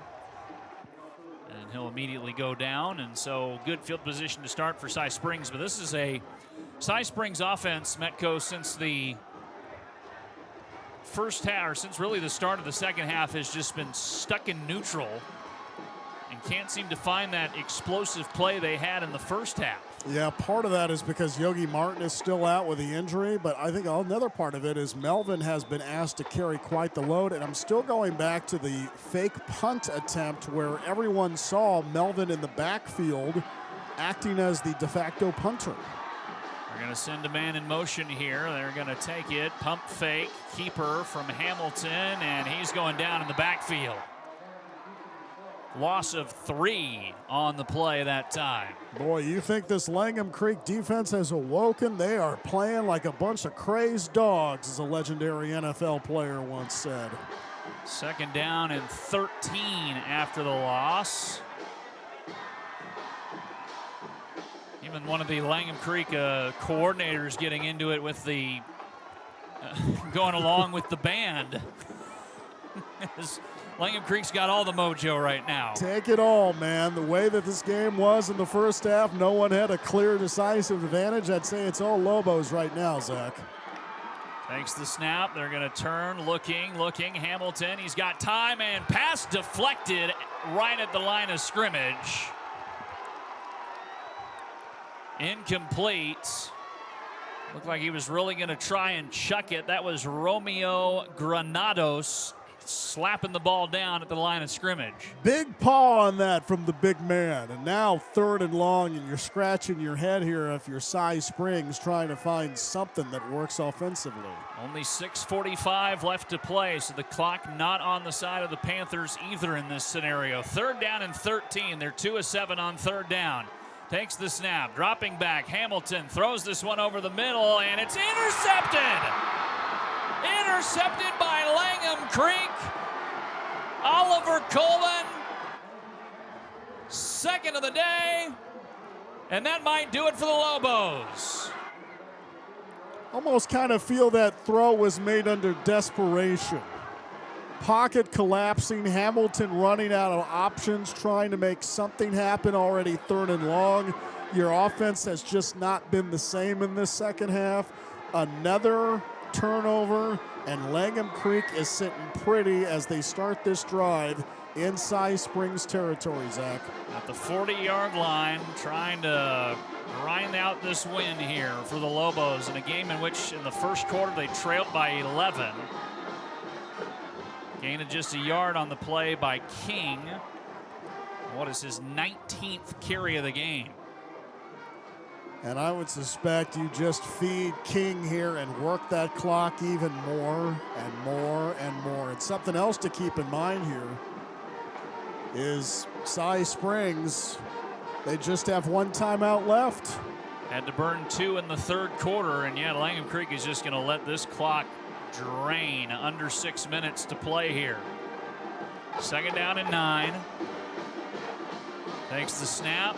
Handoff, hitting the hole is King, and he'll bounce around and get slapped down at the 33 after a gain of 7, or a gain of 6, I should say, on his 20th carry of the game. He has been a workhorse today for the Lobos, King has. Speaking of workhorses, maybe it's just me, but have you heard the Langham Creek band this loud the whole game? They've picked it up too. They are getting excited. They've gotten the Langham Creek faithful excited, and big 3rd and 3 right here for the Cy Springs defense. Handoff up the middle and trying to push to the 2nd level, but may not get it to the 31.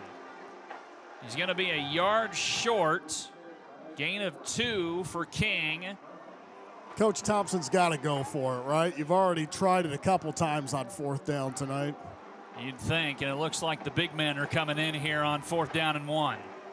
Saw this last week when they ran this jumbo package and went to Jordan King. May just be a good old-fashioned Philly tush push here to try and pick up the 1st down.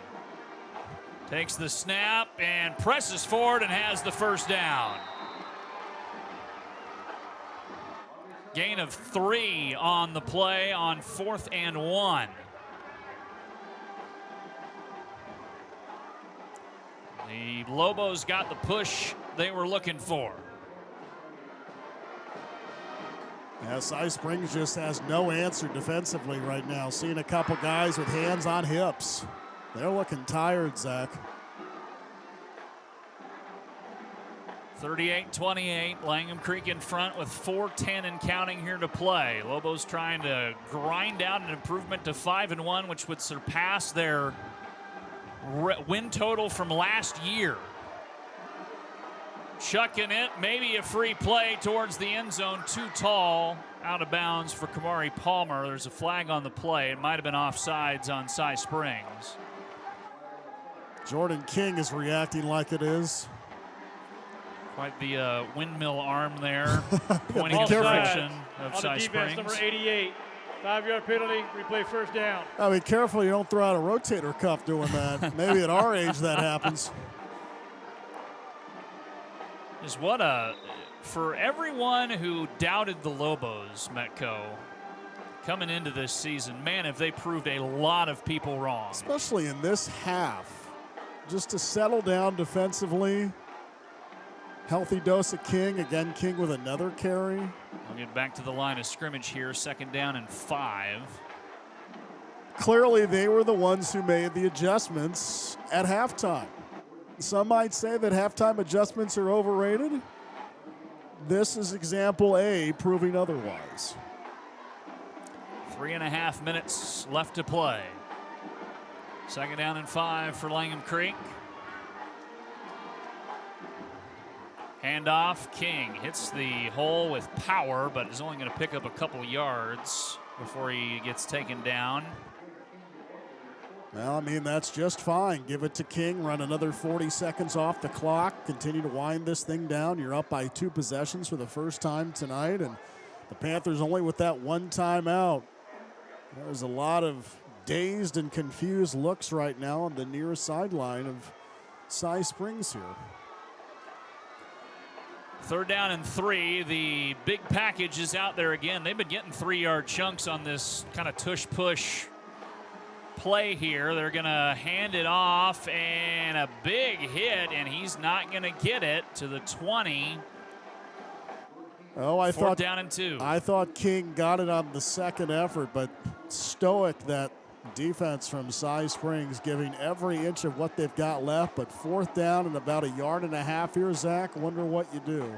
They may take this down to the 2-minute timeout. And Cy Springs is actually going to burn their final timeout. Cy Springs, that's their 3rd and final timeout. Well, pretty simple here. You'd say for Langham Creek, they get 2.5 yards. Turn out the lights. We're done. A second half. Nothing like the first half. Nothing like the first half. And man, did Langham Creek make the adjustments they needed. Yeah.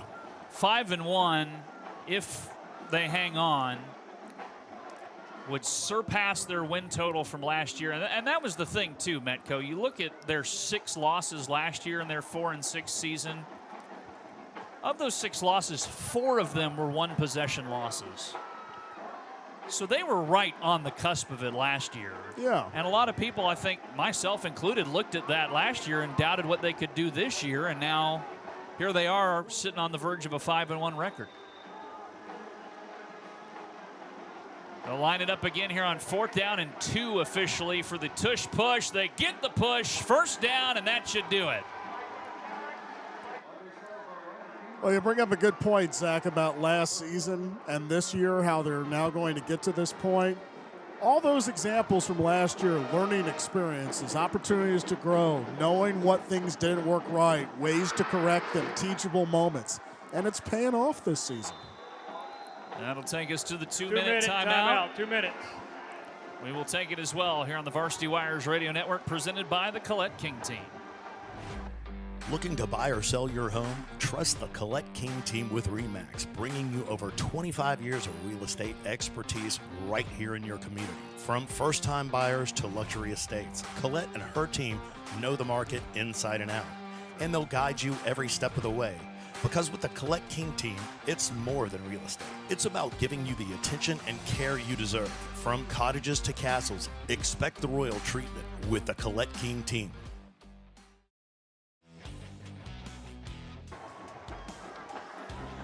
Two-minute timeout emerging from it here. Langham Creek trying to hang on. They've got a 10-point lead. Cy Springs out of timeouts, and the Lobos have the football. What an effort the second half tonight by Langham Creek.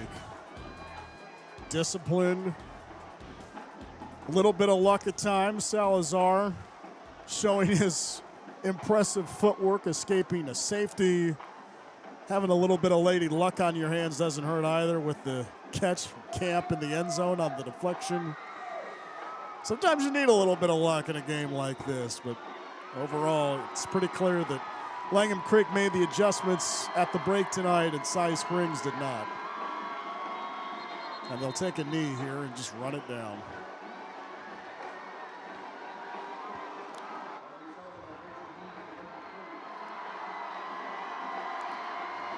Langham Creek faithful getting loud as the Lobos are going to improve to 5-1. A come from behind shootout style victory for Langham Creek today. Well, the way the bench is acting over there, Zach, it almost looks like they feel like they want a playoff game. They are hyped up, and deservedly so. Sure, a lot of those kids from a season ago remember the heartbreak, the almost but not quite, the bridesmaids but never a bride. Well, tonight, a lot to celebrate, a heck of a second half, and a big, big win for this Langham Creek program. Should require just one more snap once the clock gets under 40 seconds. Again, coming up, we'll have the Rapid Mailroom postgame show.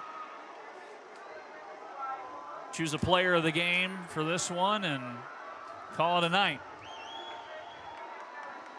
As Langham Creek takes one final knee. And that'll do it. The clock will run out. The Lobos 5-1.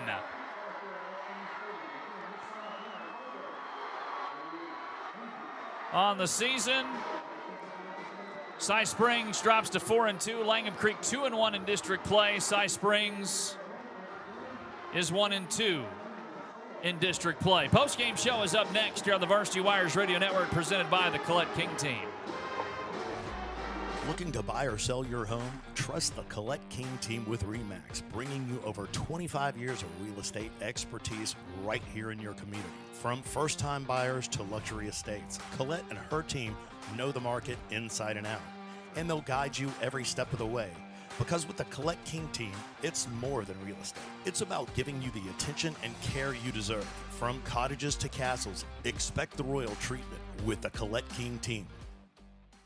Veteran owned and operated since 2003, Fire Reconstruction Inc. is the top choice for restoration services to commercial and residential properties caused by fire, water, storms, and mold. They handle the entire process from structure repair, roofing mitigation, packing out, storing, and cleaning contents to give you peace of mind. Fire Reconstruction Inc. has been vetted and are preferred vendors of most insurance companies and is a local business that supports the local community. Visit their website at fri24-7.com or give them a call at 281-859-3999. Fire Reconstruction Inc. Better than before. Hello, Copperfield. The Wrap and Mail Room is your go-to place for wrapping, packing, and shipping. When you need UPS, FedEx, US Mail, or DHL, we'll find the most affordable and reliable option to meet your needs. Looking for notary or private mailbox, maybe holiday gift wrapping? We've got you covered. Find us at 7710 Cherry Park Drive, right in the heart of Copperfield. The Wrap and Mail Room is here for you. Packed with care, we'll get it there. When Houston needs glass, Houston calls Northwest Glass and Mirror. From custom shower doors to sleek mirrors, from residential windows to commercial storefronts, we do it all with expert craftsmanship and hometown care. Family owned, trusted for over 40 years, and always standing behind our work. Northwest Glass and Mirror. Quality, clarity, and service you can see. Call today or visit us online. Northwest Glass and Mirror, Houston's clear choice.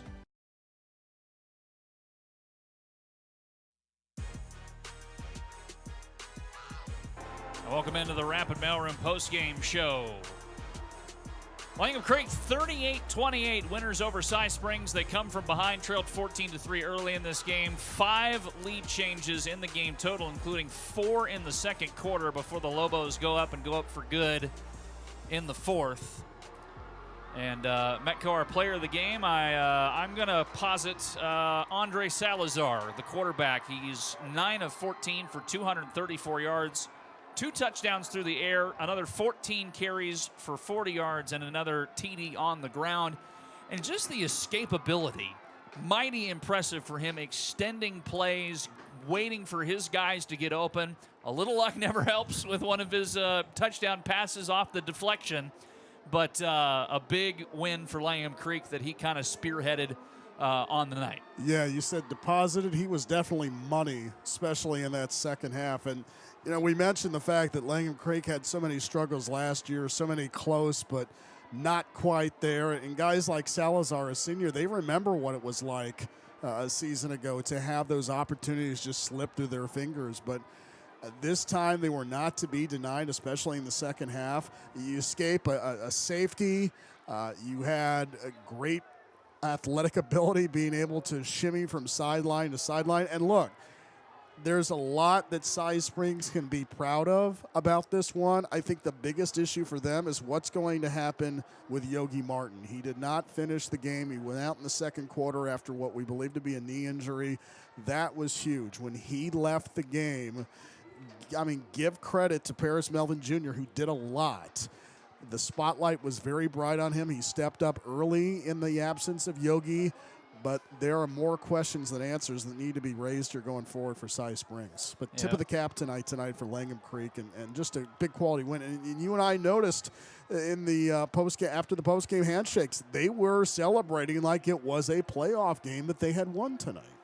They were quite hyped up after the victory, and Cy Springs, the health of their star running back, Yogi Martin, going to be something really to keep an eye on as this season continues along, because he is such a big piece. And like you said, Jason, the dynamic just completely changed. And give Paris Melvin credit, because he did as much as he could. But, just when you lose a guy of that magnitude, it's just you could tell the dynamic of that offense had really changed for Cy Springs. And then the mistakes, too. I don't want to say the play calling, but I still go back to that fourth down play, the punt, where Melvin came in, and they were deep in their end. It was like around the 20, 25-yard line, and Melvin standing there as the de facto punter. That was a little bit concerning, I think, tonight.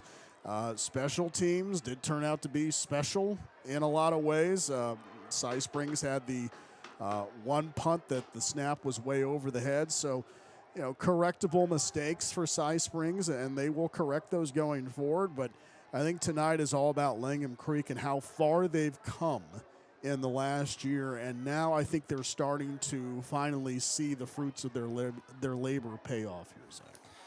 Well, that will do it for us for this week. Next week, Mac Honer will return with me. That's not to say we are permanently getting rid of Jason Metco. Oh, come on. You want Mac back. I know everyone else does, too. You will join us week 10 when Langham Creek faces off against Cy Lakes. But next week, Cy Falls and Jersey Village battling it out on Thursday Night Lights on the Varsity Wires Radio Network, presented by the Collette King Team. But Jason Metco, admirable job today stepping in for Mac Honer, as he was busy doing whatever. We don't know. Whatever Mac does. Whatever Mac does, which is a lot of things. But great call from you, sir. Great to get to call a game with you. I've known you now for going on, I think we're coming up on 6 years or somewhere around there. Somehow we went to the same college, got the same degree at the same university, and have never called a game together, even though we've known each other for half a decade now, and we finally got to. It was great tonight. Well, we should add that to our own bingo card. There you go. Zach. Appreciate it. One last time tonight, your final score, Langham Creek 38, Cy Springs 28. For my broadcast partner, Jason Metco, this is Zach Babb saying good night from Cypress.